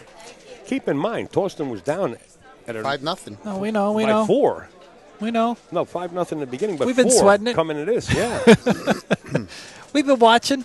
Not easy to do. Me the. You got it. Oh, Thorsten. He's just got to hope that he gets a chance to get to the table on Fedor's break to end this. Yeah. But the way Fedor's been breaking, he's given Thorsten no air to get back to the Zero air. They should call him Fedor the boa constrictor. Choking him out. Choking him out. Well, Yeah. he does it well, too. Let's see, if That we might have other implications. Probably shouldn't call any guy a snake. let's see if we can pocket a ball. And I like where he's position. breaking from. I really do. Thorsten, is this, or Tony, is this where you break from, or do you break from further out? I break from about there, yeah. Yeah, I like this result. You got the 5 and the 4 and a horrible kick and a scratch. from the 2. Wow. And Look at the 1-7. oh my! Let's look at the 1-7 And that's there. that's a player's worst nightmare. Wow. When someone, when they break well and they scratch. That spells mom upside down. Wow. That's who he's crying for. Yep. Boy, oh boy! That was a big scratch. And it wasn't his fault. Massive, he hit it so massive, good. massive. He Yep. hit it so well. Oh boy! Oh, I can't believe that happened to him. He played so well.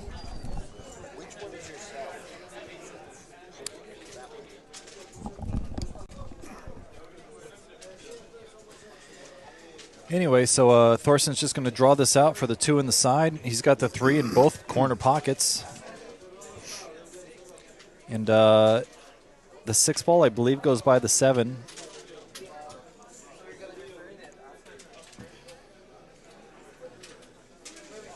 Yeah, the 6 ball goes by the 7. He's got no issues here. Tony, do you see any complication at all? I mean, if the 6 didn't go by the 7, I would say the 6 ball. But The only thing I'm thinking about is this 1 ball. Is it sitting in the hole there? he's got he ball can in definitely hand, make so it. He Yeah, can I know. definitely make it. Oh, okay. No doubt about it. He just has to figure out where he wants to leave the cue ball for the 2, whether he wants to shoot it in this side or the opposite side. I would shoot it in the left side. But I can tell you this, and I'm not saying this to jinx him, but there are very few times ever in all the years that I watched Thorsten play that you did not see him not get out when it's hill. Right. He played the side that you're talking about. Now, why did you suggest that, Tony? I'm just curious. No, I'm just, Did you feel like it was safer to keep away from the 6? Or? Yeah, well, he has just like Fedor, he has fantastic cue ball control. Okay. Maybe he felt that where the 1 ball was, he would have had to dodge too much traffic had he shot it in the other side pocket. Okay. That's the only thing I can think of because, like I said, it's hard to see the angle here. We have to go Right, in front right, of the right. table, Yeah, So but he you probably saw felt the more right shot where I comfortable. was thinking he would just draw past the 6 on the left side. Maybe he left the 2-ball too thin doing it that way, so he wanted to get thicker on the See, the like 2. even here, I don't know if he did this intentionally to go 3 rails to play the 6 in the opposite pocket. I can't tell because the 6 does have enough room to go past the 7. But you know, seeing the way he's shaking his head, he probably did want to play the 6 in the same pocket as the 7. But now he might not have a choice. Can we see? Do you have another angle for us, Al? What do you want to see? Another Tom? angle? Yeah, I got Let me see the 10 other angles. Angle. Let me see the other angle where Okay, where he's facing the camera. Where he's facing the camera Yeah. is this one right here. Okay. Or you want to go to this one? That one. You see? See, if he shoots this with soft follow, he's going to run into the 8. So I don't know if he wants to take a long shot on the 6 ball or. Well, you also don't want the 8 to be tied up behind the 9. So that's correct. You don't want to hit the 8 and push to the rail and then have no pocket for the 8. Is he shooting the 6 in the other corner to the left? That's what I believe. That's what I said from the Spin beginning. it. He's going to spin it. I don't think he's going to get there. I don't think he's going to like it. He's going to love it. All he's got to do is make this ball. I think he drew it a and little he more wins. than what he wanted to, but. Right. You got to be careful because with this shot that he has here, he could easily end up 2 straight on the 7 with the angle that he has here. So he might have to be forced. He might be forced to hit this with a touch of inside, or just hit it at pocket speed. Yeah, just I think he can make it. Yeah, no, it's not making speed. the ball. It's keeping the track of the cue ball. Exactly. It's preventing the cue ball from ending up where it's at now. Right, you know, off the rail. He can spin it just a little bit. Even outside, I think, might get it to the long rail. Wow. Yep, you know something about Thorsten? His Thorsten jumps up a lot, and he makes him in the center of the pocket. That's why I hate people sometimes because I flinch a hair and I miss the ball. Right. I'm the same kind of guy as you, Tony. I start jumping up, and then I know I'm not playing well. I know I'm scared of the shots. You know, I haven't committed to the shots. That's a big thing. I found recently that I've been committing to every shot that I play, and I'm much more likely to pocket the ball. It sounds like a simple solution, but yeah, got to think of it to make it happen, I suppose. Oh, wow, look at this. That's a surprise. He's okay. It's not what he wants, but he's okay. Well, now do you go above the side pocket? Absolutely. I definitely go above the side. Or do you just roll it in? I'm not a fan of I'm rolling never rolling this ball. Yeah, I knew I'd get that reaction from you. That's hilarious. It's a good way for me to dog the ball. I don't like dogging balls anymore. I like going back and forth. You go back and forth on this, right? Oh, yeah. But I will go above the side pocket. Of course. Take a longer shot on the 9. Yeah. I mean, the 9's a diamond from the pocket, the ball off the rail. Pretty unmissable for our level. Certainly unmissable for how well Thorsten's been playing this whole set. He went underneath. So he didn't have that big of an angle. That's what happened there. He didn't have that big of an angle, which is better for him. Inside English, 2 rails. Maybe 3 rails, I should say. Long rail, short rail, long rail. I use straight left here. I don't put any top on this. Maybe in the half tip below center. I like that a little more, actually. And just a nice smooth follow through, and we got a champion. We got a champion. That was a hell of a comeback. I got to give. He was down 12-8. Yeah, he was down 12 games in the later part of the match. That's what I was saying. All right, there guys. You have it. Thorsten Hohmann captures the hitman. Awesome. Hohmann. Another victory. Congratulations to Thorsten. Congratulations to Fedor Gorst, runner-up. Yeah, amazing event. Here live at the Predator Q Steinway Classic with Tony Robles, Upstate Al. Amazing tournament, guys.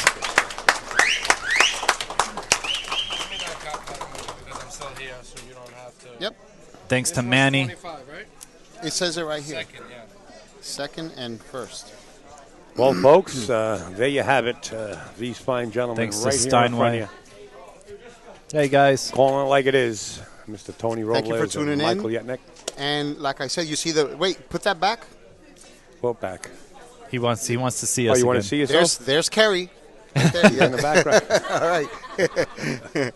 All right. I want to thank everyone for tuning in. We had a blast having this tournament. And Upstate Al is staying right here. He's not going to go anywhere. He's going to take a couple of days off. He'll be right back on Saturday. All right, they're calling me. Thank you very much. Have a Okay, great Tony. night. Bye-bye. Thanks, Tony Robles. Folks, and thanks, Mr. Michael Yatnik. Thank you, Al. so much. Pleasure as always. Yeah. Thanks, Jacoby, Predator, and Kamui. Thank you guys for taking care of me. I'll talk to you all soon, and I'll see you guys next one. See you when I see you. Well, folks, there it is, the conclusion, the end. Thorsten Hohmann winning it like a true champion, 12-12, and then pulling it out 13-12. Remember what Tony said. 24 of these champions are staying in town. He sent me the list, and I'm going to be doing some graphic work probably over the night. It's going to be a free live stream. It's going to be on Facebook where everybody can enjoy it. On behalf of Steinway Billiards and the staff here and everybody.